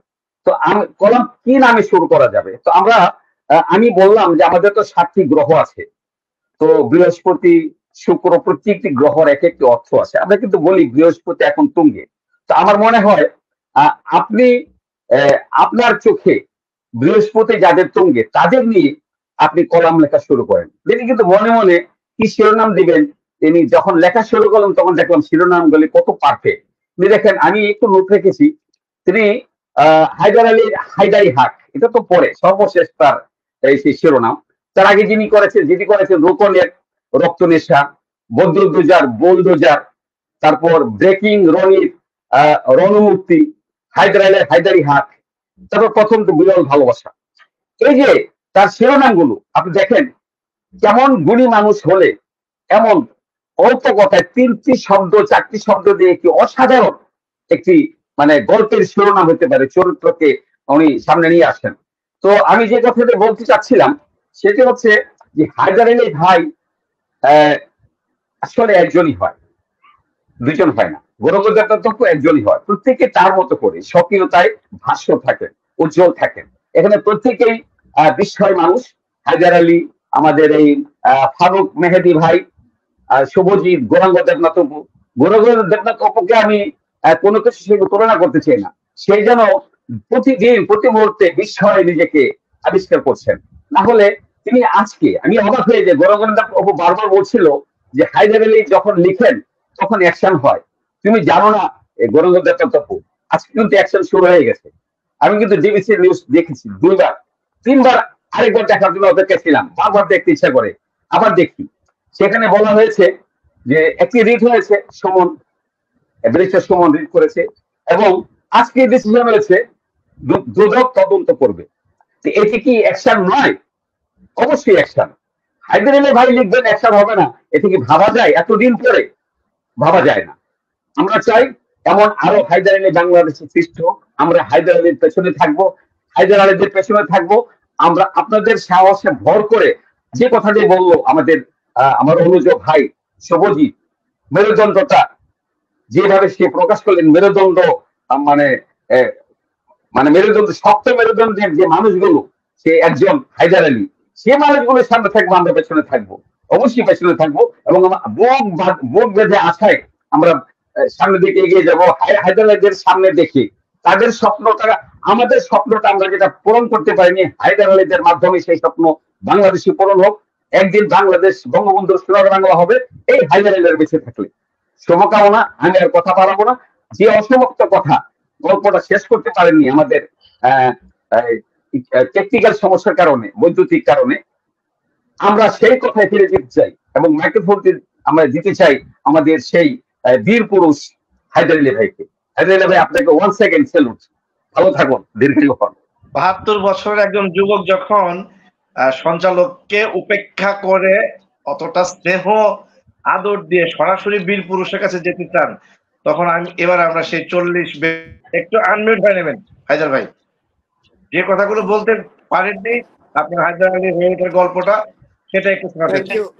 আসলে আমার এখানে নেটওয়ার্কের সমস্যার কারণে আমি মাঝে মাঝে শুনতে পাই, আবার অনেক সময় শুনতে পাই না। তো আমি একটু কথা বলতে চাই, যেটা আমি যখন প্রথম আলো ছেড়ে কালের কণ্ঠে আসি, সেই আমার গুরুর কথা আবারও বলতে হয়।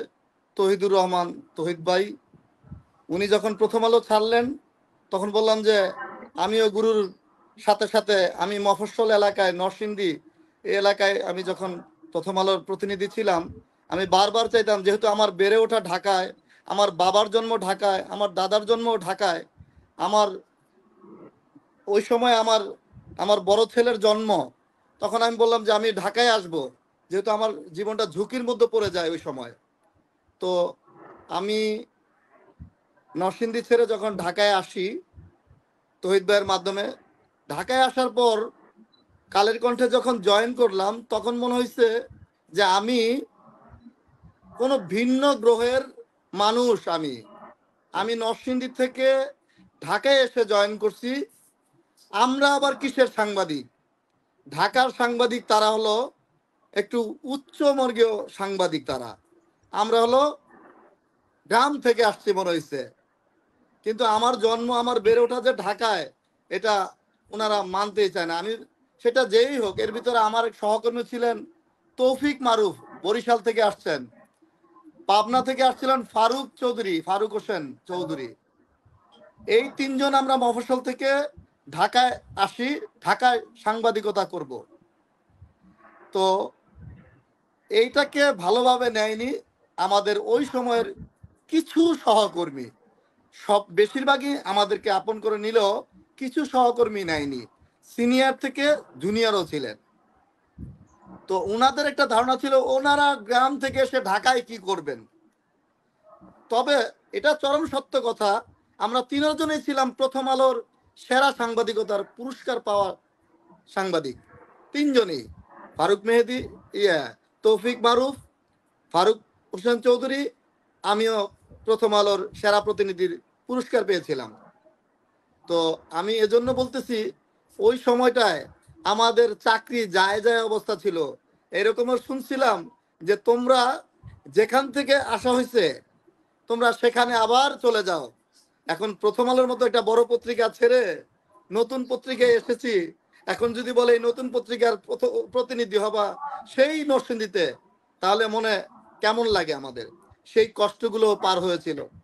তো একদিন তহিদ ভাই আমাকে বললেন, মন একটু খারাপ নিয়ে আসলেন, যে তোমাদের বিষয়ে তো ম্যানেজমেন্টের একটা সিদ্ধান্ত আছে যে তোমরা যদি 3 মাসের মধ্যে ভালো কিছু করতে না পারো তাহলে তোমাদের যার যার জেলায় পাঠিয়ে দেওয়া হবে। তখন আমি বললাম, তহিদ ভাই আপনি আমার গুরু, আমাকে 3 মাসের সময় দিলেন আমার এই পরীক্ষার জন্য, সময়টা একটু বেশি হয়ে গেল না ভাই? তখন তহিদ ভাই মুচকি মুচকি হাসলেন, বললেন যে কাজটা করে দেখাও। বিশ্বাস করবেন দাদা, আমি সুভাষ দা এবং সুব্রজিৎ দা, আমি উনাদের দুইজনকে, আমি বিশেষ করে আমি ভালো কথা বলতে পারি না, ভালোভাবে গুছায় কথা বলতে পারি না। এটা এজন্য আমি কোথাও যাই না, কোনো জায়গায় কথা বলতে যাই না। আমাকে অনেকেই বলে, কিন্তু আমি পারি না কথা। তো আমার মতো করে আমি বললাম কথাগুলো। ভাই ভাই লেখাটা চালায়া যান, কথা বলার দরকার নাই, শুধু লেখাটা চালায়া যান। তো যাক, কেন বলতেছি যে সুভাষ দা, ফারুক মেহেদি এবং সুব্রজিৎ দা এত সুন্দর করে কথা বলেন, আর গৌরাঙ্গদার কথা নাই বললাম আমি। তো এদের কারণে আমি কিছুই না, তারপরে আমার কথাগুলো আমার মতো করে বলতেছি। আমি জানি না আপনারা এটা বুঝতেছেন কিনা। তো আমার যখন সুযোগ হলো কালের কণ্ঠ 2009 সালের জুনে আমি জয়েন করি। 2010 সালের 10ই জানুয়ারি পত্রিকা বের হয়। বের হওয়ার পর প্রথম থেকেই শুরু করি আমার সাংবাদিকতা ঢাকায়। ওই সময় আমার বন্ধু ফারুক মেহেদি খুবই ব্রিলিয়েন্ট সাংবাদিক, খুবই চৌকস সাংবাদিক, সেও আমার সাথে ছিলেন, আমাকে নানাভাবে সাহস জুগিয়েছেন সেই শুরু থেকে। তো আমি যখন 3 মাসের আগে, 3 মাসও যায় নাই, 1 মাস থেকে 1.5 মাসের মধ্যে আমাকে ওই সময়ের নির্বাহী সম্পাদক, ওই সময় নির্বাহী সম্পাদক, তারপর আবেদ খান সাহেব সম্পাদক, আমাদের মুস্তাফিজ শফি ভাই, তহিদ ভাইরা আমাকে, আমার চাকরিও হয় মানে স্থায়ী হয়, এমনকি আমাকে যেটা মানে শিক্ষানবিশ হিসেবে দেওয়া হয়েছিল সেটা পূর্ণাঙ্গ স্টাফ রিপোর্টার হিসেবে আমাকে করা হয় কালের কণ্ঠে। তো তারও 6 মাসের মধ্যে জুনের 2 তারিখে এই যে রিপোর্টটা নিয়ে ফারুক মেহেদী আলোচনা করছিলেন, যে এখন একজন ভ্যান চালক হাসমত আলী প্রধানমন্ত্রী শেখ হাসিনার নামে নয়, মানে ভ্যান চালক হাসমত আলী তার নিজের সন্তানের নামে নয়, একমাত্র সন্তানের নামে নয়, স্ত্রীর নামে নয়, নিজের নামে নয়, জমি রেখেছিলেন বঙ্গবন্ধুর কন্যা শেখ হাসিনার নামে, কারণ তিনি ছিলেন এতিম, এই মনে করে হাসমত আলী জমি রাখছিলেন। এই রিপোর্টটা আমি ছাপানোরও আগে আমি একদিন আমার বাসা থেকে, আমি ঘটনাটা বলি আমি আপনাদেরকে, এটা সহজে বলা হয় না। অবশ্যই তো আমি আমার বাসা থেকে শ্যামলী আগারগাঁয়ের বাসা থেকে আমি যাওয়ার সময় দেখি রাস্তায় প্রচন্ড জ্যাম। আমি মোটরসাইকেলে আমি যাচ্ছি, যাওয়ার বাম পাশে দেখি একটা ট্রাক ঢুকে গেছে। ঢুকার পর এটা জ্যাম লেগে যায়। তো জ্যাম লেগের কারণে আমিও মোটরসাইকেলটা এক পাশে দাঁড় করে দেখি দুই মা ছেলে ঝগড়া করতেছে যে তোরে বঙ্গবন্ধু তোমারে ভাত খাওয়াইবো, তোমারে শেখ হাসিনাই তোমারে ভাত খাওয়াবে, আমি তোমারে খাওয়াবো না। এরকমের বঙ্গবন্ধু শেখ হাসিনার কথা বলতেছে রাস্তার পাশে একজন ছেঁড়া ফেরা একটা ময়লা কাপড় পরা এক মা আর একজন ছেলে, দুইজনের ঝগড়া। এই ঝগড়া দেখে আমি একটু এগিয়ে যাই, সামনে গিয়ে বললাম ঝগড়া করো, তোমার বঙ্গবন্ধু কি করলো আর শেখ হাসিনা তোমাদের কি করলো? তো এটা শুনে ছেলেটা খুব ঝাঁঝালো উত্তর দিল যে আমার বাবাই কি আকাম করছে এটাই বুড়ির কাছে শোনো বলেই সে চলে যায়। তখন আমি একটু অবাক হলাম, কি বলছে আবার? তো এই রমিজা খাতুন, যে ভিক্ষুক রমিজা, তো ওনার একটা ভিক্ষুকের ব্যাগ হাতে। তো আমি বললাম যে কি হয়েছে আপনার? বলেন বাবা, আমার তো এই শেখ হাসিনার নামে আমার জামাই, মানে ওনার ভাষায় বলতেছে যে জমি কিনে দিছিল, এই জন্য ছেলে আমার ভাত দেয় না। আমরা যে শেখ হাসিনা মানে শেখের বেটি আর কি, ওই সময় বললো ওনার ভাষায়। আমি শুনে একটু অবাক হলাম। তখন আমি বললাম যে কোনো কাগজপত্র দলিল টলিল আছে? বলো যে আছে। কোমর থেকে পান খায় যে এরকম একটা পলিথিন দিয়ে পেঁচানো একটু ময়লা টয়লা এটা ইয়ে করা ফটোকপি আমাকে দেখাইলো। তো ফটোকপিতে লেখা গ্রহিতার জায়গায় শেখ হাসিনা প্রতি ওয়াজেদ আলী ধানমন্ডি এই ঠিকানা। আমি দেখে একটু চমকে যাই, কিন্তু বুঝতে দেই না এই পাশের মানুষগুলোকে। আমি উনাকে নিয়ে আমি বললাম যে চলেন আপনার বাসায় যাই। বাসাটা কোথায়? তখন ওইখানে কাজী অফিসের সামনে একটা বস্তিতে, উনি টং বস্তিতে থাকতেন এই মহিলা। তখন উনাকে আমি ওনার বাসায় নিয়ে যাই। উনি প্রথম যেতে চায় না, বলে যে আমি যদি যাই তাহলে আমাকে পেটে খাবার দিবে কে? আমি তো ভিক্ষা না করলে আমি খেতে পারবো না। তাই আমি বললাম যে আপনার ভিক্ষে যা হয় আমি এটা দিব, আসেন। উনাকে নিয়ে যাই, নিয়ে গিয়ে ওনার কাছ থেকে আমি গল্পটা শুনি। এটা রিপোর্ট হওয়ার 1-1.5 মাস আগে। তো এই ঘটনা শুনে উনাকে আমি 500 টাকার মতো 500 টাকায় আমি দিয়ে আমি চলে আসি। আমি বললাম যেটা কাউকে বলার দরকার নাই, আমার একটা কার্ড দিয়ে আসি উনাকে, যেটা রাখেন।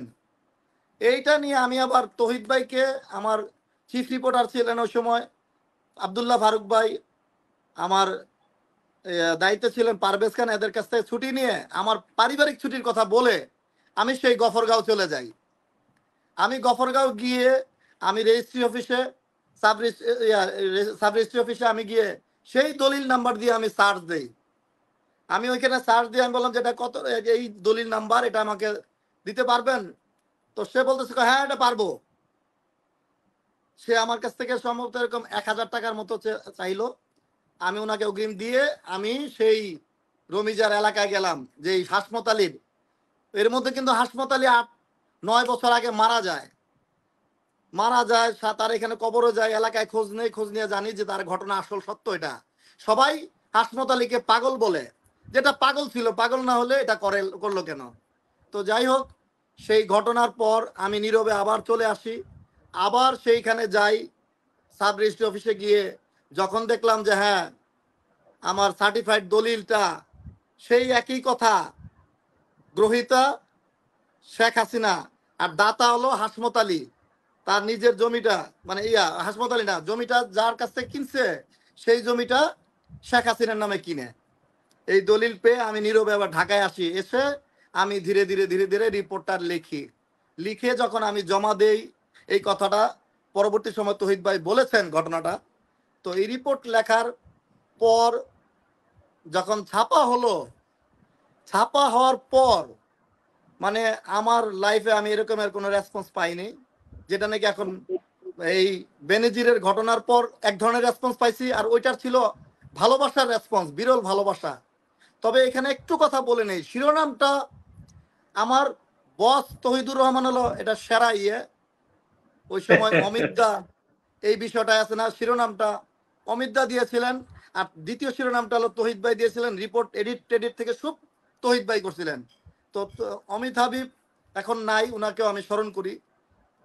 তবে সেই রিপোর্টের পর সকালবেলা থেকে, মানে সেই ভোর সকাল থেকে একের পর এক ফোন, এত ফোন যে আমি ফোন রিসিভ করে কুলাতে পারছিলাম না।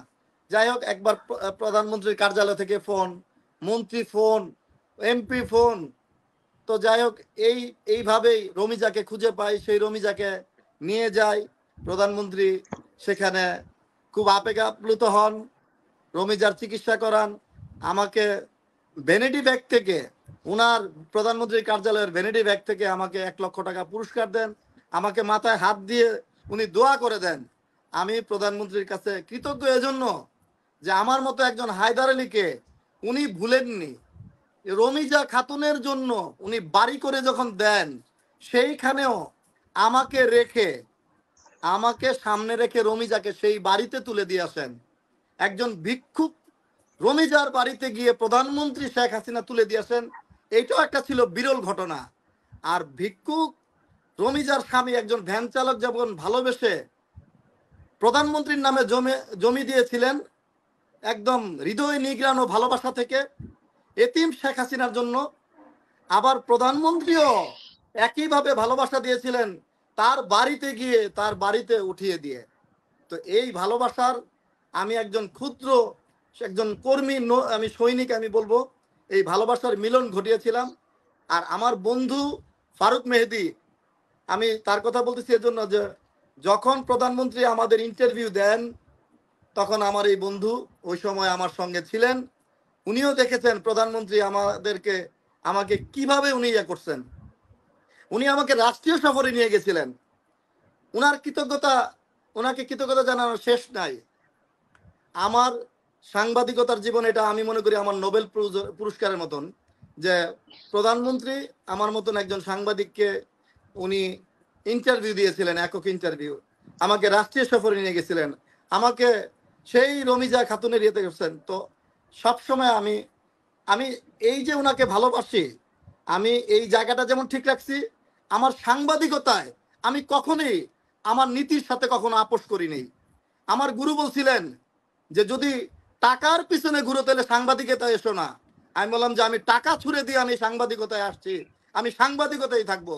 আমি বিশ্বাস করবেন কিনা, আমার মনের কথাগুলো এখন বলতে চাই গৌরাঙ্গদার এই অনুষ্ঠানে, যে আমি এখনো পর্যন্ত আমি প্রেস ক্লাবের মেম্বার না, আমি এখনো পর্যন্ত আমি ঢাকা রিপোর্টার্স ইউনিটির মেম্বার না, আমি ক্রাইম রিপোর্টার্স ইউনিটির মেম্বার না, আমি ঢাকা সাংবাদিক ইউনিয়ন, ঢাকা ইউনিয়ন আমি মেম্বার হইনি।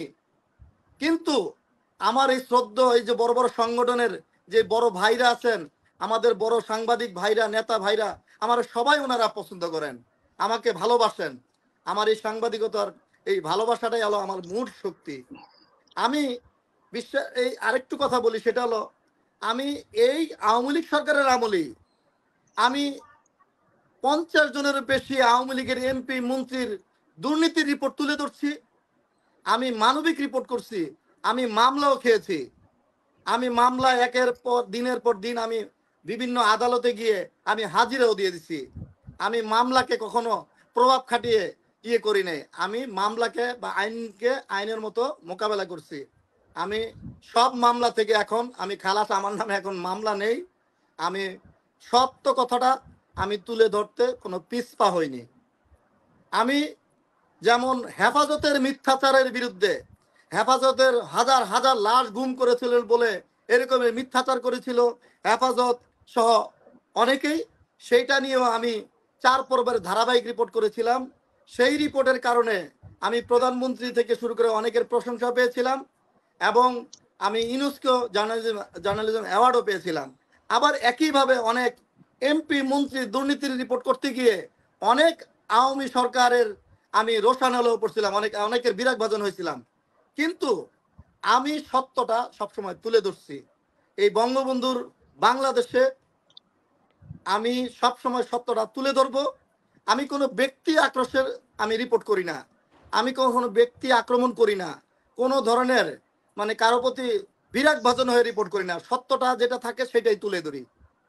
তো আমি জানি না আমি রিপোর্ট কেমন করছি, সেটা মূল্যায়ন আমার সহকর্মীরা, আমার যারা পাঠক, আমার যারা রিপোর্ট পড়েছেন দেখেছেন, তারাই হয়তো আমার সম্পর্কে মূল্যায়ন করবেন। অপুদা, আমি তো কথা তো শেষ করা যাবে না, আজকে তো কথা শেষ করা যাবে না। আজকে তো মূলত মূল আলোচক তো আপনি বলবেন। এই যে একটা জোশ কিন্তু এসে গেছে, এই যে বললেন না যে আমি কথা বলতে জানি না, বলতে পারি না, এটা কিন্তু ভুল প্রমাণিত হলো। কারণ মিনিট 5 কিন্তু নন স্টপ কথা বলেছেন এবং এই ক্ষেত্রে একটু কথা না বললেই নয়, একটু কথা না আমার একটা বললেই ছোট্ট নয়। প্রশ্ন, কারণ আমার একটা ছোট্ট প্রশ্ন আছে, সম্পূর্ণ প্রশ্ন উত্তরটা দিয়ে আপনি কথা বলবেন। সেটি একটু হচ্ছে একটু আপনার একটু একটু জীবনের আমার যে শ্রেষ্ঠ ঘটনা। একটু অপুদা, জি আমি একটু না বললেই নয়, এটা আমার বলতেই হবে। এই জি জি। যে আমার সাংবাদিকতা হওয়ার পিছনে আমার গুরু তহিদুর রহমান সহ অনেকের কথা বলছি, কিন্তু আমি আজকে এই জায়গায় আসার পিছনে আমার সবচেয়ে বড় অবদান আমার বড় শিক্ষক আমার মা। বাহ বাহ আমার বাহ মা, বাহ। আমি আবারও বলি আমার মা, আমার মা। আমি লেখাপড়ার একটা সময় আমি লেখাপড়া ছেড়েই দিয়েছিলাম, হ্যাঁ, নানা কারণে, দুষ্টের কারণে হোক, ইয়ে কারণে, কিন্তু আমার মা আমাকে এই লাইনে যেভাবে হোক উনি আমি আনছে। এগুলো আমি একদিন গল্প বলবো, কারণ আমি এই সব গল্প আমি একদিন তুলে ধরবো, এই সত্য কথাগুলো। তো আরেকটা হলো, আমি যখন সাংবাদিকতা, এই যে আমার 18 বছরের বয়স, আমার বিয়ের বয়স, এই যে সাংবাদিকতা নরসিংদীর প্রতিনিধি থেকে আজকে আমি কালের কণ্ঠের ডেপুটি এডিটর, এই উত্থানের পিছনে আমার মায়ের পরে আরেকজন আছেন, যেমন বঙ্গবন্ধুর যেমন শেখ ফজিলাতুন্নেসা আছেন, আমার যে সহধর্মিনী আমার ওয়াইফ, তিনিও নানাভাবে নানা সময়ে এই নীরব এবং নেপথ্যের কারিগর হিসেবে সহযোগিতা করেছেন। উনি অনেক সহ্য করেছেন, আমি কিভাবে কি বলি না বলি নানাভাবে পরামর্শ দিতেন। আমি যখন একটু নার্ভাস হইতাম সাহস দিতেন। এখনো এই যে বেনজির সাহেবের রিপোর্ট করার পরে আমি জানি বেনজির সাহেব একজন বড় মাপের মানুষ, উনি বড় আইজিপি, উনি শিক্ষিত মানুষ। দুর্নীতি অনিয়ম সেটা ভিন্ন বিষয়, কিন্তু উনি বলতেছে এত বড় লোকের বিরুদ্ধে রিপোর্ট করছো, এটা কি? আমি বললাম যে আমি সত্যটা তুলে ধরছি। সত্যটাকে তুলে ধরলে কোনো সময় বিপদ আসে না। যদি কখনো মিথ্যা রিপোর্ট আসে, কখনো অতিরিক্ত যদি লেখা হয়, তখন বিপদ আসে। তো আমার ওয়াইফ আমার এইটার মধ্যে বড় ধরনের ভূমিকা ছিল, এখনো আছে। ধন্যবাদ। অপুদা, আপনি প্রশ্ন করতে চাইছিলেন, বলেন। আমার ছোট্ট ছোট্ট একটা প্রশ্ন, যে আপনি মানে কথা বলতে বলতে গিয়ে কিন্তু অনেক অজানা কথা বের হয়ে আসছে। বিশেষ করে আপনার মায়ের কথাটা যখন বলছিলেন, তখন আমার আরেক মায়ের কথা মনে হচ্ছিল। যেই মায়ের স্নেহ আপনি পেয়েছেন, সেটি হচ্ছে আমাদের মাননীয় প্রধানমন্ত্রী বঙ্গবন্ধু কন্যা শেখ হাসিনার যে স্নেহ পেয়েছেন খুব কাছ থেকে। আমি দেখলাম আপনার যে এটি আমাদের ফারুক মেহেদী ভাই যে চলচ্চিত্রটি নির্মাণ করেছেন বিরল ভালোবাসাকে নিয়ে, খুব পাশে বসে যখন আপনাকে তিনি বলছিলেন, হায়দার তোমার এই রিপোর্টটি সাংবাদিকতা, এটি হচ্ছে সাংবাদিকতা, তোমরা এরকম ইতিবাচক সাংবাদিকতা করবে, এই ধরো তোমার পুরস্কার একটা টাকা। আমার জানতে ইচ্ছে করছে, হায়দার ভাই আপনি তো জীবনে অনেক টাকা ইনকাম করবেন, ইন ফিউচার আপনাকে অনেক ব্রাইট। কালের কণ্ঠের মতো পত্রিকায় যখন আপনি এডিটর মানে ডেপুটি এডিটর, একসময় এডিটর হবেন, এবং আমরা অনেকেই মনে করি আপনি এডিটর আমাদের পত্রিকার। টাকা তো অনেক ইনকাম করবেন, হয়তো ইনকাম করছেন, কিংবা আপনার পারিবারিক টাকা আছে। আপনি মাননীয় প্রধানমন্ত্রীর হাত থেকে টাকাটা যে নিলেন 1 লাখ টাকা, সেটি আপনি কি করবেন? মানে আমার একটা কৌতূহল। সেটি কি আপনি মানে কোনো ভালো কাজে লাগিয়েছেন, নাকি সেটি এখনো মানে রেখে দিয়েছেন, যারা এটা মাননীয় প্রধানমন্ত্রী আমাকে দিয়েছে আমার জীবনে একটি, যেটি আপনি বলছিলেন যে আপনার নোবেল পুরস্কার মতো এই ঘটনাটি। আমি শুধু ওই 1 লাখ টাকা এখন কি অবস্থায়, আপনি কোন কাজে লাগিয়েছেন, ওই বিষয়টা যদি একটু বলেন। ধন্যবাদ অপুদা। ওই আমার সেই টাকা আমি এটা বলতে চাই নাই কখনো। এটা আমি অসহায় মানুষের জন্য আমি দান করছি। আমি কয়েক ভাবে আমি এই টাকাগুলো আমি দিয়েছিলাম। বাহ। আমি এই টাকা থেকে আমার যে প্রথম রিপোর্ট যাকে নিয়ে করেছিলাম, সেই শেখ বালাম, সেই বালাম আমার এখনো আমি তার খোঁজ নেই। আমি সেই বালামকেও দিয়েছিলাম। আমি এই টাকা থেকে যারা নানা ধরনের অসহায় এবং ইয়ে ছিল, আমি সেই সব টাকা আমি তাদেরকে আছে না, আমি অল্প অল্প করে আমি টাকাগুলো দিয়েছিলাম।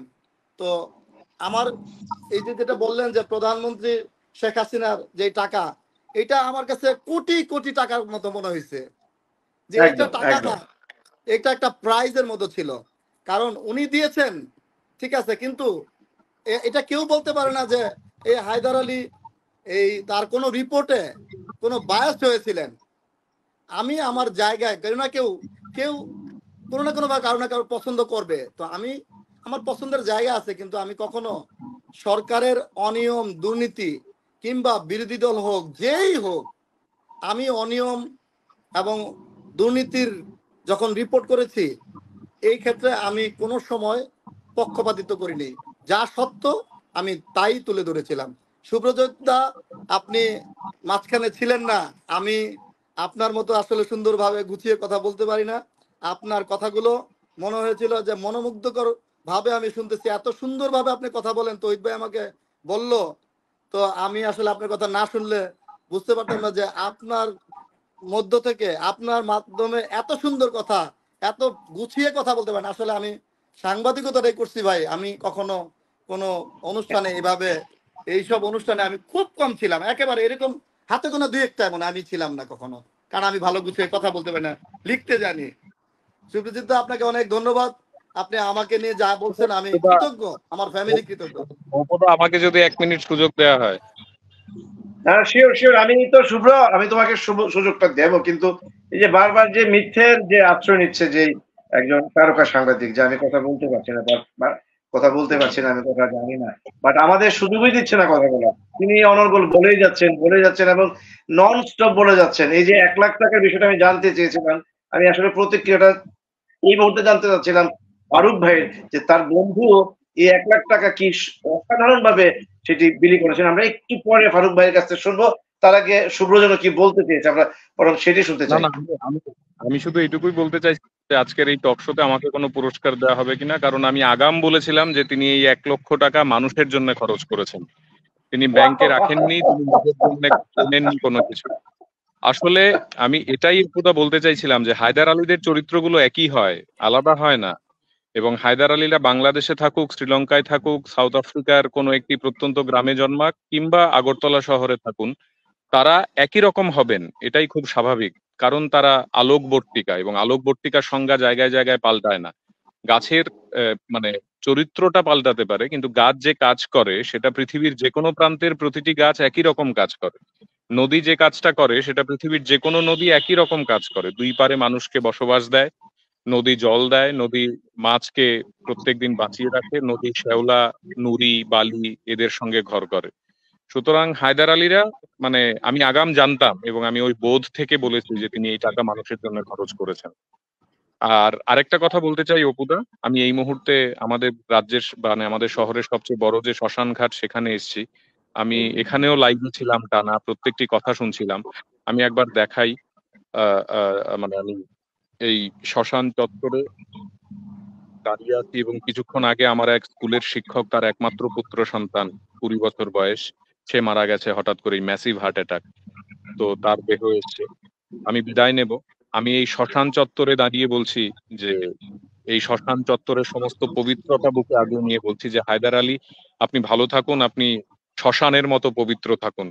শ্মশানে যেভাবে প্রত্যেকদিন মানুষ এসে তার প্রিয়জনকে বিদায় দিতে দিতে বলে তুমি স্বর্গের পথে যাও, আপনি সেই স্বর্গের পথ নির্মাণ করুন পৃথিবীতে থেকে, এই ধরাধামে থেকে আপনি প্রত্যেকদিন যে স্বর্গের পথ রচনা করছেন, আমরা সেই পথ দিয়ে হাঁটবো প্রতিদিন। আপনি ভালো থাকুন হায়দার বাবু, আপনার বন্ধু ভালো থাকুন, এবং সুভাষ দা আপনাকে প্রণাম, অপুদা আপনাকেও আন্তরিক প্রণাম, এবং আপনাদের প্রত্যেকের গুরু, আমারও সেই অর্থে ভার্চুয়াল গুরু তহিদুর ভাইকে আমার শ্রদ্ধা, ধন্যবাদ। আমি এই কাজে যুক্ত হই অপুদা, ক্ষমা চাইছি। অনেক ধন্যবাদ শুভ্র। আসলে শেষ করতে এসে চোখের কোণে জল এসে গেল। সেই 20 বছরের একটি বন্ধুকে যখন তার পরিবার, তার বাবা মা, আত্মীয় স্বজনরা একটি কি বলবো মানে হারিয়ে ফেলেন, সেই পরিবারটিকে আসলে সান্ত্বনা দেওয়ার ভাষা আমাদের কাছে নেই। তার চেয়ে বরং তুই সেখানে থাক, আমাদের সকলের পক্ষ থেকে সেই বেদনা বিধুর পরিবারটির প্রতি আমাদের সকলের,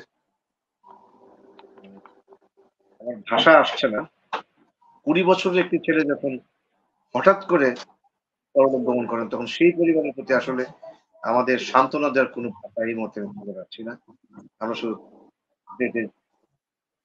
আত্মার শান্তি কামনা করছি এবং আসতে চাই একটু ফারুক ভাইয়ের কাছে। ফারুক ভাই, এই যে আপনার বন্ধু হায়দার আলীকে নিয়ে আপনি শুরুর দিকে বিরল ভালোবাসার যে গল্পটি আপনি বলতে গিয়ে বলছিলেন যে আমি আমার জীবনে অনেক চলচ্চিত্র নির্মাণ করেছি, বাট বিরল ভালোবাসাকে নিয়ে যে চলচ্চিত্রটি আমি নির্মাণ সেই সময়টাই করেছিলাম, এবং যেটি আপনি বলেছিলেন যে কয়েক কোটি 8 কোটি মানুষ দেখেছে।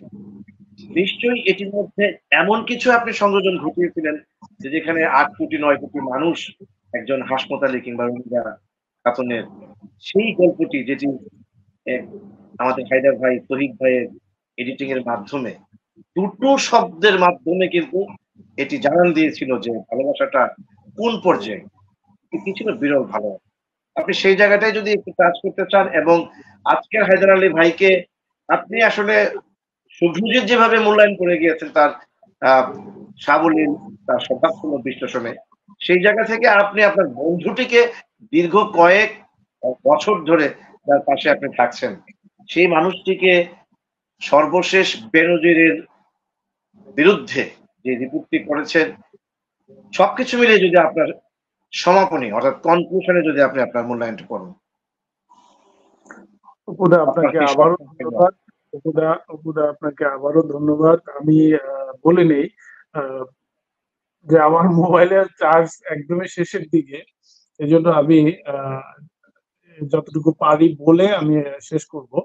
তো তার আগে আমি তহিদ ভাইয়ের কথা আমি স্মরণ করেছি শুরুতে, আবারও স্মরণ করছি যে তহিদ ভাই যেভাবে লিখেছে, কি অসাধারণ ভাবে পোট্রে করেছে আমাদের ভাই, বন্ধু, সহকর্মী হায়দার আলীকে। আর আজকে আমি শুভ্রজিৎ দাকে আগে থেকে চিনি না ওইভাবে, ওনার সঙ্গে আমার কখনো পরিচয় হয়নি, কিন্তু এখানে ওনার কথা শুনে এবং উনি যেভাবে হায়দার ভাইকে পোট্রে করলেন, আসলে এর পরে হায়দার আলীকে নিয়ে আর বেশি কিছু বলাটা বাহুল্য আর কি। কারণ হচ্ছে সামগ্রিকভাবে হায়দার আলীকেই পোট্রে করা হয়েছে। তারপরে আমি আমার একটু বলে আমি শেষ করব, সেটা হলো হায়দার আলী আমার চোখে হচ্ছে একটা ভার্সেটাইল জার্নালিস্ট। ধরেন আমি বিজনেস জার্নালিস্ট, আমি ব্যবসা বাণিজ্য অর্থনীতি বিশেষ করে ট্যাক্স রেভিনিউ নিয়ে বেশি কাজ করেছি এবং করি, কিন্তু হায়দার আলী হচ্ছে মোর দেন দ্যাট।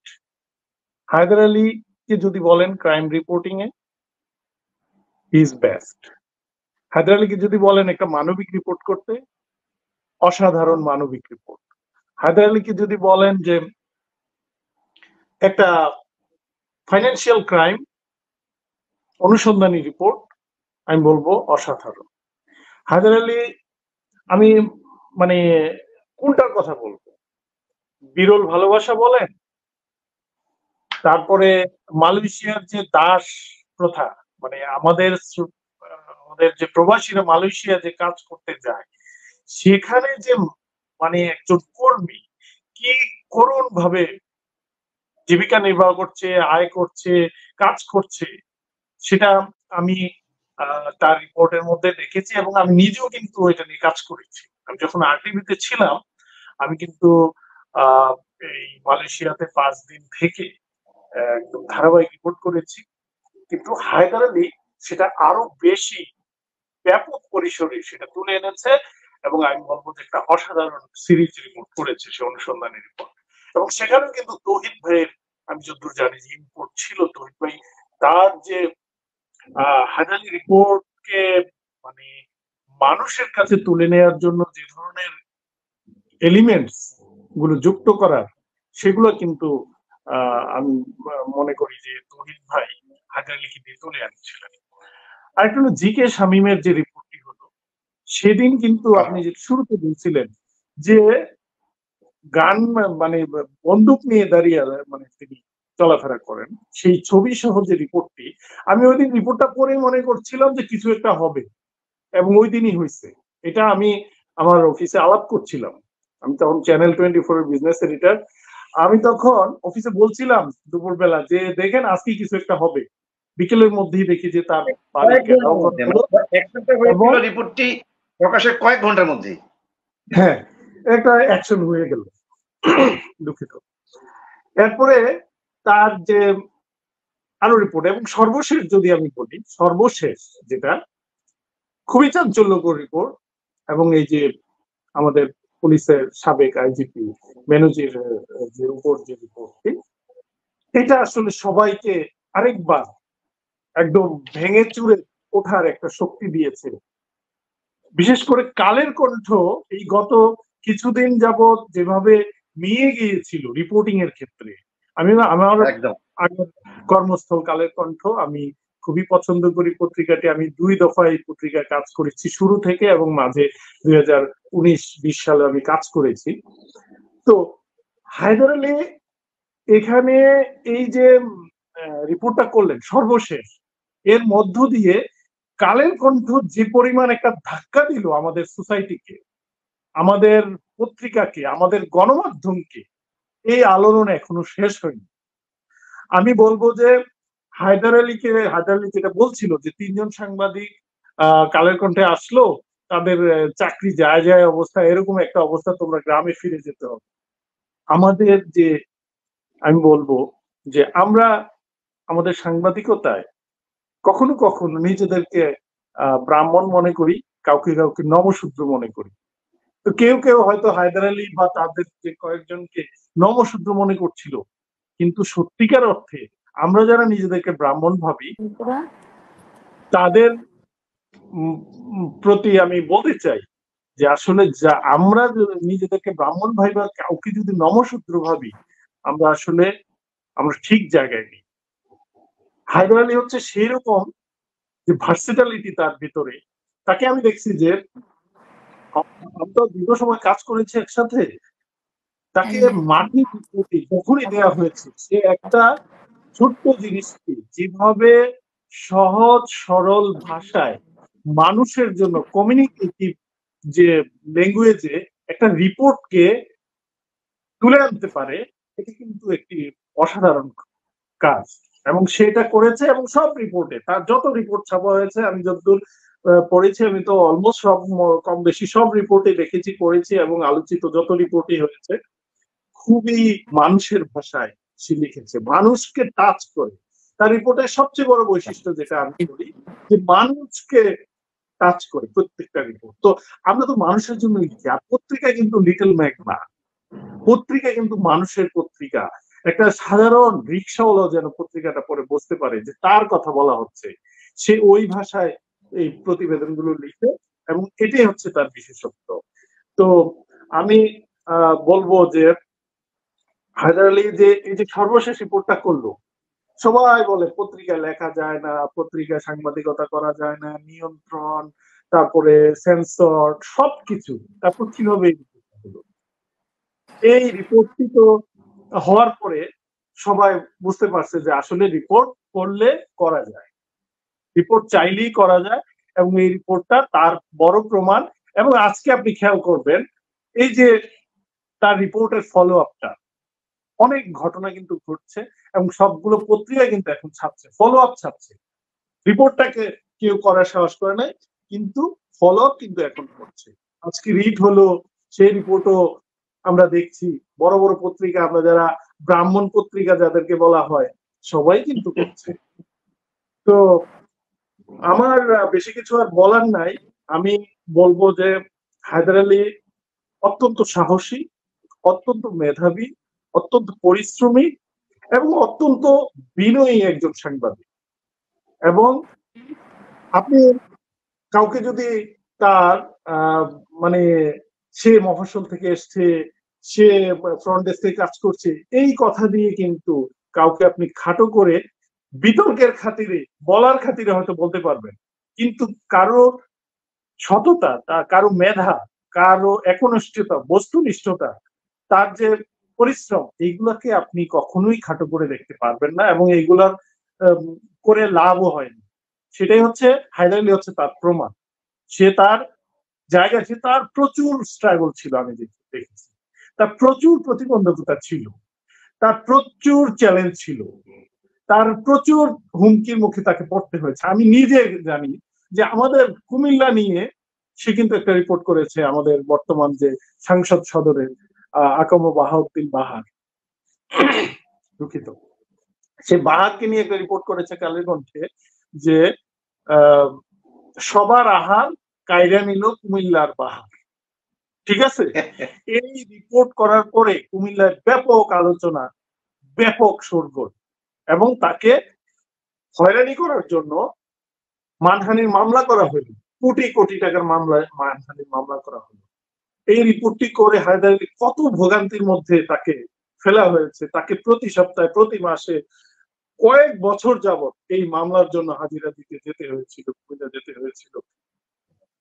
কিন্তু হায়দার আলী দমে যায়, আপোষও করেনি। সেই মামলা শেষ পর্যন্ত শেষ হয়েছে এবং সেই উইন করেছে, সেই মামলা থেকে এসে। তো হায়দার আলী, আমি দেখছি যে এরপরে এরকম ঘটনা আরো ঘটেছে তার ক্ষেত্রে। এই এরকম রিপোর্ট করলে, মামলা করলে, হুমকি দিলে সে দমে যাবে, এটা মানে তার ক্ষেত্রে হয়নি।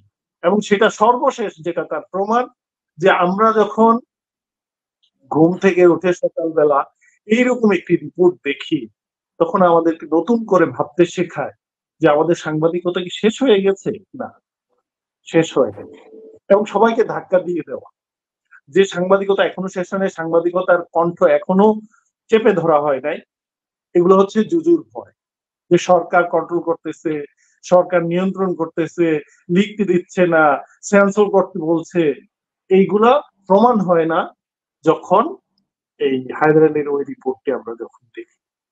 এরপরে আপনি বলছিলেন যে অ্যাকশন হয় না, হায়দার আলীর অলমোস্ট সবগুলো বড় রিপোর্টেরই অ্যাকশন আমি দেখেছি। বিরল ভালোবাসায় যেমন প্রধানমন্ত্রীর রেসপন্স, এবং সেই ভ্যান চালক হাসপাতালের স্ত্রী ভিক্ষুক রমিজা খাতুনকে বাড়ি করে দেওয়া, সেখানে নিয়ে যাবে, এটা আসলে এর চেয়ে বড় অ্যাকশন কি হইতে পারে? আপনি ধরেন জি কে শামীমকে ঘন্টা কয়েকের মধ্যে অ্যারেস্ট করলো, এর চেয়ে বড় অ্যাকশন কি হইতে পারে? এরপরে ধরেন এই আজকে যে বড় রিপোর্টটা আমরা দেখলাম, এটা দুদকের তদন্তের মধ্যে, প্রক্রিয়া শুরু হয়ে গেছে, আজকে রিট হয়েছে। তাহলে এটা কি অ্যাকশন না? আজকে যে সবাই আমরা ব্রাহ্মণ পত্রিকাগুলো যে আমরা সবাই লিখছি, আমাদের পত্রিকায় যে নিউজ হচ্ছে ফলো আপ হিসেবে, এটা কি অ্যাকশন না? একজন সাংবাদিক এর চেয়ে বেশি আর কি করবে? সে তো মারামারি করতে পারবে না, কাটাকাটি করতে পারবে না, সে পথ দেখাবে, সে বলবে, আঙ্গুল দিয়ে দেখিয়ে দিবে যে এই ঘটনাটা ঘটছে। তো আমি মনে করি, অল্প কথায় যদি শেষ করি, হায়দার আলী হচ্ছে একটা, আবারও বলি, ভার্সেটাইল জার্নালিস্ট। তাকে যদি ফাইন্যান্সিয়াল রিপোর্ট দেন, তাও সে পরিশ্রম করে ওই রিপোর্টটা একজন বিজনেস জার্নালিস্টের চেয়ে ভালো রিপোর্ট তৈরি করে নিয়ে আসবে। একটা ক্রাইম রিপোর্ট দেন, সে এই জায়গায় হার মানবে না। একটা মাঠের রিপোর্ট দেন, সরেজমিন, এর চেয়ে বেস্ট ভাষায় সে কেউ আর লিখতে পারবে আমার মনে হয়। তাকে একটা মানবিক রিপোর্ট দেন, আপনাকে টাচ করবে। তো হায়দার আলীকে আমি গত 15 বছর ধরে যতটুকু জানি, দেখেছি, আমি মনে করি যে সে অত্যন্ত সাহসী একজন সাংবাদিক, অত্যন্ত মেধাবী, অত্যন্ত বিনয়ী। আবারও বলছি, সে জায়গাটায় সে করেছে বলেই আজকে মানুষের আস্থা অর্জন করেছে।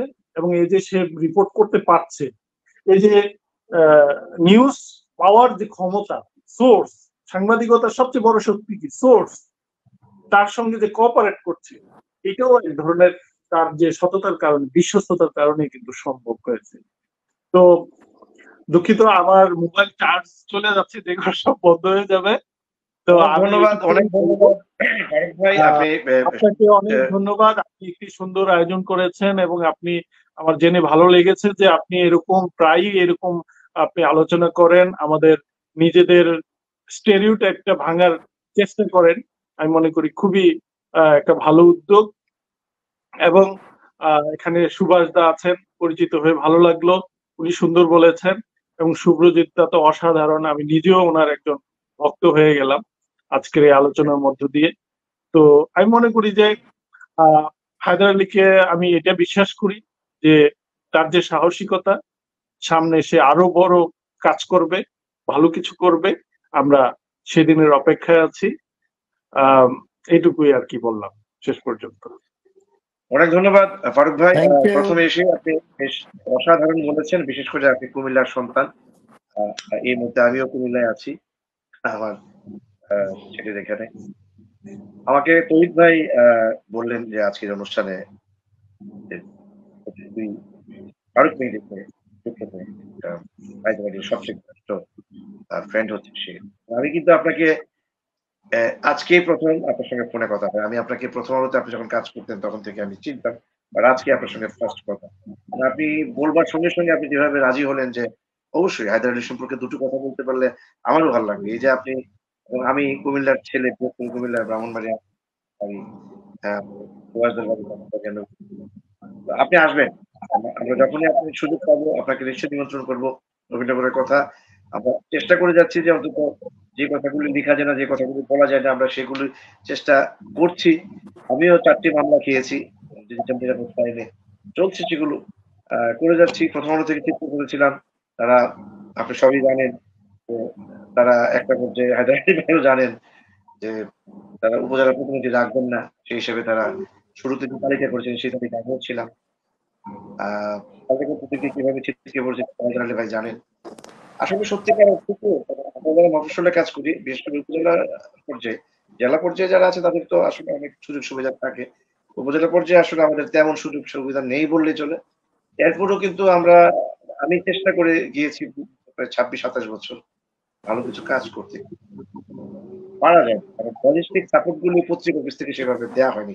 কিন্তু আপনি বারবার বলছিলেন ব্রাহ্মণদের কথা, মানে পত্রিকায় যারা আপনারা ব্রাহ্মণ গোত্রীয় বৈশ্য সূর্য নমস্য যারা আছে, তারা তো কখনই মানে একটা ভয়ে কিংবা নানান কারণে করতে পারে না। যারা নিজেদেরকে ব্রাহ্মণ বলে পরিচয় দেয়, যারা পৈতা খুব স্বাবলম্বী ভাবে চলাফেরা করে, তারাও যখন চুপসে থাকে, তারাও যখন আমাদের মতো মফস্বল কর্মীদেরকে সেভাবে সাপোর্ট দেয় না, তখন কিন্তু আসলে হায়দার আলী হয়ে উঠবার সুযোগ থাকলেও আমরা করতে পারি না। যাকে এই আলোচনাগুলো হয়তো আরেকদিন কোন একদিন আপনার কাছ থেকে শুনবো, হায়দারের কাছ থেকে শুনবো। আমি একটু সুভাষদার কাছ থেকে ছোট্ট করে শুনতে চাই। সুভাষদা, আজকে আলোচনায় কিন্তু হায়দার ভাই, আমি বলেছি যে হায়দার ভাই কিভাবে হায়দার ভাই হয়ে উঠলেন সেই আলোচনায় আমরা শুনবো এবং শোনাবো। কিন্তু প্রত্যেক বক্তাই কিন্তু মূলত আজকে হায়দার ভাই যার কল্যাণে আজকে এই জায়গায় এসছেন সেই শহীদ ভাইকে কিন্তু সবাই খুব অত্যন্ত শ্রদ্ধার সঙ্গে গ্রহণ করেছেন। শুভজিৎকে আমি বিকেল বেলা বা সন্ধ্যাবেলায় তার 3টি পর্ব আমি হোয়াটসঅ্যাপে দিয়েছিলাম যে শুক্র তুই যদি কথা বলতে চাস তাহলে হায়দার ভাই সম্পর্কে এই জায়গাটা আমাকে বললো যে আমি তো হায়দার ভাই সম্পর্কে তো জানি না দাদা, আমি কি করবো? তুই একটা কাজ কর, আমি তোকে 3টা পর্ব পাঠাচ্ছি শহীদ ভাইয়ের লেখা, এগুলো একটু পড়ে নিস আলোচনায় ঢুকবার আগে। তো ও দেখলাম যে খুব মানে কিছু কোড আনকোড ওই লেখা থেকে নিয়ে, মানে এই যে তার মেধা, সেও কিন্তু তহিদ ভাইকে গভীর শ্রদ্ধা জানিয়েছেন। আপনি যে কাজটা করছেন সেটা কিন্তু ফারুক মেহেদী ভাই জানেন না, হয়তো হায়দার আলী ভাই কিছুটা জানেন। সেটা হচ্ছে যে এই যে যে পর্বটা মানে শুরু করেছে আমাদের তহিদ ভাই, নাম দিয়েছে আমার বৃহস্পতি সাংবাদিকের আশীনগর, পর্ব 5 গেল হায়দার ভাইকে দিয়ে। তার আগে 4টি পর্ব তিনি 4জন গুণী সাংবাদিককে নিয়ে করেছেন লেখায়। আর আপনি কিন্তু তার চেয়ে এক ধাপ এগিয়ে সুভাষদা, আমাকে আপনার পাশে রেখে একটা নিউজ প্রেজেন্টার বানিয়ে দিলেন। আপনি আমাকে, আমি ছিলাম নিউজম্যান, সেখান থেকে এখন আমি news presenter due to you, আপনার কল্যাণে। আপনি সেই রিপোর্ট গুলোকে হুবহু মানে তহিদ ভাইকে আপনি এতটা সম্মান জানাচ্ছেন, এতটা শ্রদ্ধা জানাচ্ছেন যে ওনার 1600 থেকে 2200 শব্দে এক একটা রিপোর্ট, সবটা রিপোর্ট আপনি বলছেন যে তহিদ ভাইয়ের লেখা। এখানে দাঁড়ি, কমা, কোলন, সেমিকোলন, অপু কোনোটাই নড়চড় করা যাবে না। উনি যা লিখেছে তুমি হুবহু সবটা রেকর্ড করে আমার কাছে পাঠান। আপনি আবার ভিডিও কন্টেন্ট দিয়ে, ফুটেজ দিয়ে সেই রিপোর্ট গুলোকে আপনি আবার টিভি রিপোর্টিং করে ছেড়ে দিচ্ছেন। হয়তো হায়দার ভাইয়ের রিপোর্টটা হয়তো কাল আমি কালকে ঢাকায় আসবো আপনার সঙ্গে, কাল পরশু আপনি সেটাও করবেন। আপনার মধ্যে এই মানে বিষয়টা কিভাবে আসলো এবং তহিদ ভাইকে আপনি নাসুর বান্দা হয়ে কিভাবে এই বৃহস্পতি কলমটা চালু করতে বাধ্য করলেন, এই বিষয়টা ছোট্ট করে একটু যদি বলে হায়দার ভাইয়ের প্রতি যদি আপনার আর কোনো বলার থাকে।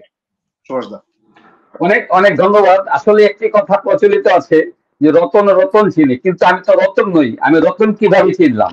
এটা কাকতালীয় হতে পারে, এটার জন্য কৃতিত্ব গৌরাঙ্গদের কর্তব্য, সত্যি কথা। তো যে কথাটি বলে আমি শেষ করব সেটা হচ্ছে আমি তহিদের কাছ থেকে শুনেছি, মুখে শুনেছি যে এমন ভালো রিপোর্ট লিখে দিয়েছেন, ওই মানে উনি তথ্যগুলি এনে দিয়েছেন যে রিপোর্ট লিখবেন, সেই কাগজগুলো তহিদ ভাইয়ের কোন একজন সহকর্মী দায়িত্বপ্রাপ্ত এটা মানে জাজ জেলে ফেলে দিয়েছে। আমি এমনও শুনেছি, এবং সেটি তুলে এনে প্রয়োগ ভাই রিপোর্ট করে দেখিয়েছেন যে এটি ও রিপোর্ট হতে পারে। তো কাজেই আমি যে কথাটি বলবো, আহ নজরুলের দারিদ্র কবিতা দিয়ে আমি শেষ করবো। হে দারিদ্র, তুমি মোরে করেছ মহান, তুমি মোরে দাঁড়িয়েছ খ্রিস্টের সম্মান, কণ্টক মুকুট শোভা। তা কাজেই হায়দার আলী কে যারা অবহেলা করেছেন বা অবজ্ঞা করেছেন, সেই হায়দার আলী কিন্তু কালের কণ্ঠকে মহান করেছে এবং তিনিও হয়েছেন মহান। আর আমাকে যে কথাটি বলেছেন, আরেকটি কথা, এটি আমি বলি, জানি না বলা ঠিক হবে কিনা। তৈরি বলেছেন এই রিপোর্টে বেনজিরের এই যে রিপোর্টটি যখন ছাপা হলো, তখন আমি সকালে ঘুম থেকে উঠে আমার চোখ তো ছানা পড়া। তখন মনে হচ্ছে যে, আমার কাছে মনে হচ্ছিল এই রিপোর্ট তো সারা দেশে একটা ঈদের মতো একটা প্রতিক্রিয়া। কারো কারো গেছে, কারো কারো কাছে ঈদের একটা উৎসব, কারো কারো কাছে একটা বিপরীত রিভার্স হতে পারে। তো সব মিলিয়ে তৈয়ব ভাইকে আমি ফোন করলাম, তৈয়ব ভাই কি ব্যাপার ভাই, এই রিপোর্ট থেকে কি হলো? উনি বলছে এই একই রিপোর্টে কবর থেকে তলিয়ে গেছে কালের কণ্ঠকে। তার মানে উনি যেটা বুঝতে চেয়েছেন, ঝিমিয়ে পড়েছিল যে কালের কণ্ঠ, সেই কালের কণ্ঠ আবার এক লাফে দাঁড়িয়ে গেছে। তো যাই হোক, একজন সাধারণ মানুষ, একজন সাধারণ হায়দার আলী অসাধারণ হয়ে আমাদের মুখ উজ্জ্বল করেছেন। আমরা হায়দার আলীর কাছ থেকে আমরা সেটি প্রত্যাশা করবো, আমরা যা পারিনি আপনি তা করে যাবেন, এবং আমাদের যাদের মেরুদণ্ড নেই, আপনার মেরুদণ্ডে আমাদের মেরুদণ্ড, আপনাকে সামনে রেখে আমরা একটু সাহস করতে চাই। অনেক ধন্যবাদ, আমি আর কথা বাড়াবো না। এবার শুনবো গণগুদাতর কাছ থেকে, এবং সমাপনী বক্তব্য, এবং তারপরে যদি হায়দার আলী ভাই আবার কিছু হায়দারি হাক দেয় সেটা আমরা শুনবো। অনেক ধন্যবাদ। Thank you. অনেক ধন্যবাদ। আসলে আমার আর কিছু নেই, কারণ হায়দার আলী ভাইকে নিয়ে আমি চেয়েছিলাম যে একটা মানে স্পেশাল কিছু করবার, কিন্তু আপনারা আলোচনাটাকে এমন একটা জায়গায় নিয়ে গেছেন, হায়দার আলী ভাইয়ের অনেক কথাই শুনতে পারিনি কিংবা শোনাতে পারিনি, কারণ আপনারা সবাই খুব ভালো বলছেন আজকে হায়দার আলী ভাইকে নিয়ে। কিন্তু আমার ইচ্ছে ছিল শুধুমাত্র হায়দার আলী ভাইয়ের কথা শোনাবো মানুষকে, যে তিনি কিভাবে, আমি এক একটা প্রশ্ন করবো তিনি উত্তর দেবেন, তিনি কিভাবে এই 17-18 বছর বয়সে মানে সাংবাদিকতায় উনি আজকে এই জায়গাটা এসে দাঁড়িয়েছেন। নিশ্চয়ই পরবর্তীতে আরেকটি সিরিজ করবো। লাস্ট কোশ্চেন আছে, আমার প্রায় 40-50টা প্রশ্ন ছিল আপনার কাছে, কিন্তু সেগুলো আরেকদিন করবো। লাস্ট কোশ্চেন হচ্ছে, আমাদের মতো অপুদের জন্য, যারা আমরা উপজেলা পর্যায়ে, জেলা পর্যায়ে কাজ করি, আপনি সেখান থেকে উঠে আজকে এই পর্যায়ে এসেছেন, তাদের জন্য যদি আপনার স্পেশাল কোনো বার্তা থাকে যে অপুদা আপনারাও এইভাবে কাজ করেন, তাহলে আপনারা হয়তো বা একটা হায়দার আলী হয়ে উঠতে পারবেন, এবং বেনজির আহমেদের মতো এরকম একজন শক্ত প্রভাবশালী মানুষকে কিভাবে রিপোর্টিং এর মাধ্যমে মানে কোণঠাসা করা যায়, সেটি আপনি কিভাবে দেখিয়েছেন বাংলাদেশে। আমি জানি না এইরকম পুলিশের একজন ঊর্ধ্বতন কর্মকর্তার বিরুদ্ধে এরকম রিপোর্ট আরেকটা হায়দার আলী আবার কত বছর পরে এরকম সাহস করবে, আমি জানি না, হয়তো সেই দিন পর্যন্ত আমি বেঁচে থাকবো না। আপনার কাছে শেষ কোশ্চেনটা হচ্ছে, ঢাকার বাইরে যারা মফস্বল শব্দটি যদি আপনারা শুনতে পছন্দ করেন না, এরপরে বলতে হয় উপজেলা জেলা পর্যায়ে যারা আছেন, যাদের মধ্যে বেশিরভাগই এখন নানা ভাবে আসলে নেতিবাচক ভাবে ধাবিত, দু একজন হয়তো হায়দার আলী খুঁজলে পাওয়া যাবে সারা বাংলাদেশে উঠে আসছেন, কিন্তু বেশিরভাগই হচ্ছে আসলে সাংবাদিকতাটাকে একেবারে তলানিতে নিয়ে যাচ্ছেন। সেই সমস্ত সাংবাদিক বন্ধুদের জন্য যদি আপনার লাস্ট কোনো মেসেজ থাকে আজকের এই টক শোতে। ধন্যবাদ গৌরাঙ্গদা, সুভাষদা আমাকে নিয়ে বেশ দারুণ কিছু কথা বলেছেন। আসলে প্রশংসা শুনতে কার না ভালো লাগে। মানুষের ঘরে ঘরে, বলতেছি কেন যে ঘরে ঘরে সাংবাদিক, ঘরে ঘরে এই অর্থে বলতেছি যার একটা ফেসবুক আইডি আছে সেও বলে আমি সাংবাদিক, পানের ব্যাপারী বলে সে সাংবাদিক, বাদাম বলে সাংবাদিক, চায়ের দোকান বলে সেও সাংবাদিক, চোর বাটপাররাও বলে সাংবাদিক। এখন এই সাংবাদিকদের ভিড়ে হায়দার আলীরা সাংবাদিক আর বলি না, কোথাও গেলে বলি শ্রমিক, সংবাদ শ্রমিক, কর্মী, সংবাদ কর্মী বলি, সাংবাদিক বলি না। এই যে আজকে যে অবস্থাটা, এই অবস্থাটা যদি পরিবর্তন করতে হয় তাহলে আমাদের এই রাষ্ট্রকে এই দায়িত্ব নিতে হবে। এইসব ভুয়া সাংবাদিকদেরকে যখন পুলিশে ধরে এদেরকে যখন করে, তখন আমাদের কিছু নামধারী তথাকথিত সাংবাদিক নেতারা ওইসব ভুয়া সাংবাদিকদের পক্ষে আবার মাঠে নামে যখন, তখন নিজের কাছেও ঘেন্না লাগে। আমার একটা অনুরোধ, ঢাকার বাইরের যেসব প্রকৃত সাংবাদিক, তাদের মধ্য থেকে ঐক্যবদ্ধ হতে হবে। তাদের মধ্যে কোনো ঐক্য নাই, একজন আরেকজনকে মামলা দেওয়ার জন্য। এরকম আর বহুত কাহিনী দেখছি। একজন একটা ভালো রিপোর্ট করলে আরো আমাদের মতে তারাও জাতীয় পত্রিকায়, জাতীয় গণমাধ্যমে কাজ করে, এরকম সাংবাদিকরা ঐক্যবদ্ধ হয়ে ওই ভালোটাকে দাবায় রাখার জন্য, তাকে জেলে দেওয়ার জন্য দুর্বৃত্তদের সাথে হাত মিলাচ্ছে। ওই জায়গা থেকে আমাদের বেরিয়ে আসতে হবে। আমাদের সাংবাদিকদের মধ্যে মফস্বল বলেন, ঢাকা বলেন, সব জায়গায় এক থাকতে হবে। আর আমি নিজেই সাংবাদিকতা শিখতেছি। আমি সেই মফস্বল বলি আর ঢাকা বলি, আমি সব একই সাংবাদিকতা মনে করি। আমি সাংবাদিকদের মধ্যে এখানে বিভাজন বলি না। কারণ আজকে অপুদার জন্মটা যদি ঢাকায় হতো, নিশ্চয়ই তিনি তার ঢাকার নেশার কারণে, পেশার কারণে ঢাকার সাংবাদিক হতো। যার জন্মটা সেই ব্রাহ্মণবাড়িয়া বলি, সেই ভৈরব বলি, দিনাজপুর বলি, ঢাকার বাইরের অনেক সাংবাদিক আছে যারা নাকি ঢাকার সাংবাদিকদেরকে কয়েকবার শিক্ষা দিতে পারবে। আজকে যেমন আমাদের বিভাগীয় যারা সাংবাদিক আছেন কালের কণ্ঠের, তারা ঢাকায় এসেছিলেন। এর ভিতরে কয়েকজন ছিলেন এমন যারা বিশ্ববিদ্যালয়ের সাংবাদিকদেরও শিক্ষক হইতে পারেন। যদি একজনের কথা বলি, অনেকে আছেন, সজল ভাই আছে, তার ভিতরে গৌরাঙ্গ নন্দী আমাদের আছে একজন, খুলনার আমাদের ব্যুরো প্রধান হিসেবে। তো এই যে ঢাকার বাইরের সাংবাদিক আর ঢাকার মধ্যে আমি পার্থক্য আমি দেখি না, আমি কখনো আনিও না। আর আমার সবচেয়ে বেশি ভালো সম্পর্ক আমার ঢাকার বাইরের সাংবাদিকদের সাথে। কারণ আমার সাংবাদিকতার শেকড়টা শুরু হয়েছিল সেই মফস্বল থেকেই। সেইখানে থেকে শুরু, সেখানে অলরাউন্ডার যেমন বলে না, সব রিপোর্ট করতে হয় ঢাকার বাইরের সাংবাদিকদের। ঢাকায় তো বিট আছে, ওই যে সুব্রজিৎদা বলছিল না, স্বাস্থ্য beat, political beat, sports beat, এই বিট। আর মফস্বলে যারা থাকে এদের সব বিট করতে হয়। তো যাই হোক, ওই সব সাংবাদিকদের বলবো একটাই কথা, আমি ক্ষুদ্র সাংবাদিক হিসেবে, যে আপনারা যার বিরুদ্ধেই করেন না কেন রিপোর্ট, যার অন্যায়, অবিচার, দুর্নীতি রিপোর্ট করবেন, টু দা পয়েন্টে লিখবেন, যা সত্য তাই লিখবেন, যা ডকুমেন্ট আছে সেটাই তুলে ধরবেন। বাড়তি কোনো কিছু যখনই দিবেন, তখনই যার বিরুদ্ধে রিপোর্ট করবেন সে মারাত্মকভাবে ক্ষুব্ধ থাকবে, আপনার ক্ষতি সাধন করার জন্য সে চেষ্টা করবে। কারণ সত্য লিখলে খুব বেশি ক্ষতি করতে পারে না। সত্য লিখলে সর্বোচ্চ গিয়ে হয়তো লাফাবে, হুমকি দিবে, এই করবে, কিন্তু আপনার বড় ধরনের ক্ষতি করবে না। হয়তো আপনাকে না মামলা দিবে, আপনাকে হয়রানি করতে দেব, কিন্তু এর চেয়ে বেশি না। কিন্তু যখন দেখবেন আপনি কোনো একজন ব্যক্তির 10টা দুর্নীতি লিখলেন, আরো 5টা আপনি বানিয়ে দিয়ে দিলেন, ওই যে বানিয়ে দিলেন এর জন্য সে কেমন হবে যে অনেকে গুলি করতে চাইবে, মারতে চাইবে, এই করতে, এরকম হয়। তবে পরিবেশ আরো চেঞ্জ হয়েছে। ওই যে বললাম যে আমাদের সাংবাদিকদের মধ্যে এখন ঘরে ঘরে সাংবাদিক। আসল সাংবাদিক আসলে ঝড়ের মধ্যে যখন ঝড় আসে, তখন কিন্তু কোনটা মৌলবীর বাড়ি আর কোনটা ডাকাতের বাড়ি সেটা দেখে না, ঝড় তো সব উড়াই নিয়ে যায়। তো আমাদের এখানে কি ভুয়া সাংবাদিকদের কারণে আমাদের মতো অনেক ভালো সাংবাদিকও বিপদে পড়ে যায়।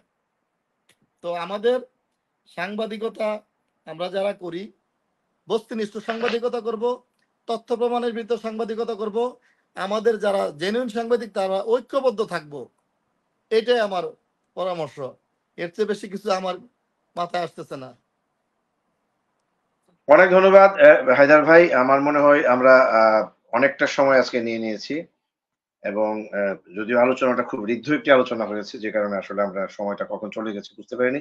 প্রিয় দর্শক, আমরা শেষ করতে চাই। হায়দার ভাই সম্ভবত আবারও ছিটকে পড়েছেন, কারণ আজকে শুরু থেকেই তার এখানে নেটের খুব আসছেন বোধহয় ভয়াবহ সমস্যা। এরপরও তিনি আমাদেরকে সময় দিয়েছেন, এবং আমরা তাকে কৃতজ্ঞ যে হায়দার ভাই আজকের এই অনুষ্ঠানটি, আমি মনে করি হায়দার ভাইকে আমরা নবীনগরের কথার মতো ছোট্ট একটি মফস্বল ব্রাহ্মণবাড়িয়ার নবীনগর উপজেলা থেকে আমরা করি প্রায় 3 বছরের সময়। আমরা আজকে 286তম পর্ব করেছি, এর মধ্যে 285টি পর্ব আমরা শেষ করেছি। এরকম একটি আহ্বানে সাড়া দিয়ে হায়দার ভাইয়ের মতো একজন গুণী, একজন অত্যন্ত মেধাবী এবং সাহসী সাংবাদিক আমাদের এই পর্বে এসছেন। আমরা তার কাছে কৃতজ্ঞতা জানাই। এবং আজকের যে বিষয়বস্তু ছিল যে রাতারাতি স্টার থেকে সুপারস্টার হয়ে ওঠা সাংবাদিক, দেশের প্রভাবশালী দৈনিক কালের কণ্ঠের ডেপুটি এডিটর হায়দার আলী দেশ সেরা অনুসন্ধানী সাংবাদিক হওয়ার নেপথ্যের গল্প কথা কিছুটা হলে আমরা শোনাতে পেরেছি। হয়তো সেকেন্ড বা থার্ড আরো 2টো বা 3টা পর্ব আমরা হায়দার ভাইকে নিয়ে করবো। তখন নিশ্চয়ই আমারও কিছু প্রশ্ন আরো ছিল, সেই প্রশ্নগুলি আমরা করব। এবং হায়দার ভাইয়ের কথার শেষের দিকে যে কথাগুলো তিনি আমাদের সাংবাদিকদের উদ্দেশ্যে বলেছেন, আমরা আশা করি সেই কথাগুলো অন্তত আমরা ধারণ করবার মতো আমাদের মন মানসিকতা সেটি আমরা পোষণ করব। এবং তার যে দিক নির্দেশনা, যে সত্যটা আমরা সাহসের সঙ্গে তুলে ধরবো, তার সঙ্গে অবশ্যই কোনো অসত্য তথ্য সংযুক্ত করব না। তাহলে যত প্রভাবশালী, যত সরকারি কিংবা বেসরকারি নানান মাসলম্যান আমাদেরকে নানাভাবে কোণঠাসা করবার চেষ্টা করুন না কেন, কোনো কিছু তারা করতে পারবে না যখন হায়দার আলীদের মতো এরকম সাহসী মানুষগুলো আমাদের পাশে এসে দাঁড়াবেন। কারণ তারা সবসময় চান যে সত্য এবং বস্তুনিষ্ঠ সাংবাদিকতা করতে গিয়ে যখন কোনো সাংবাদিক আক্রান্ত হবেন হামলা কিংবা মামলায়, তখন কিন্তু হায়দার আলীরা বসে থাকবেন না।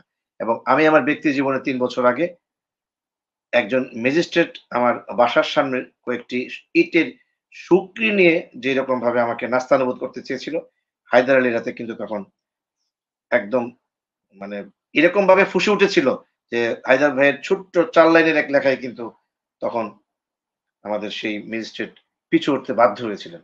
অতএব আমরাও মনে করি যে আমরা সত্যের পক্ষে থাকবো, তখনই হায়দার ভাইদের মতো যারা এই ধরনের সাংবাদিক তারা আমাদের পাশে এসে বটবৃক্ষের মতো দাঁড়াবে।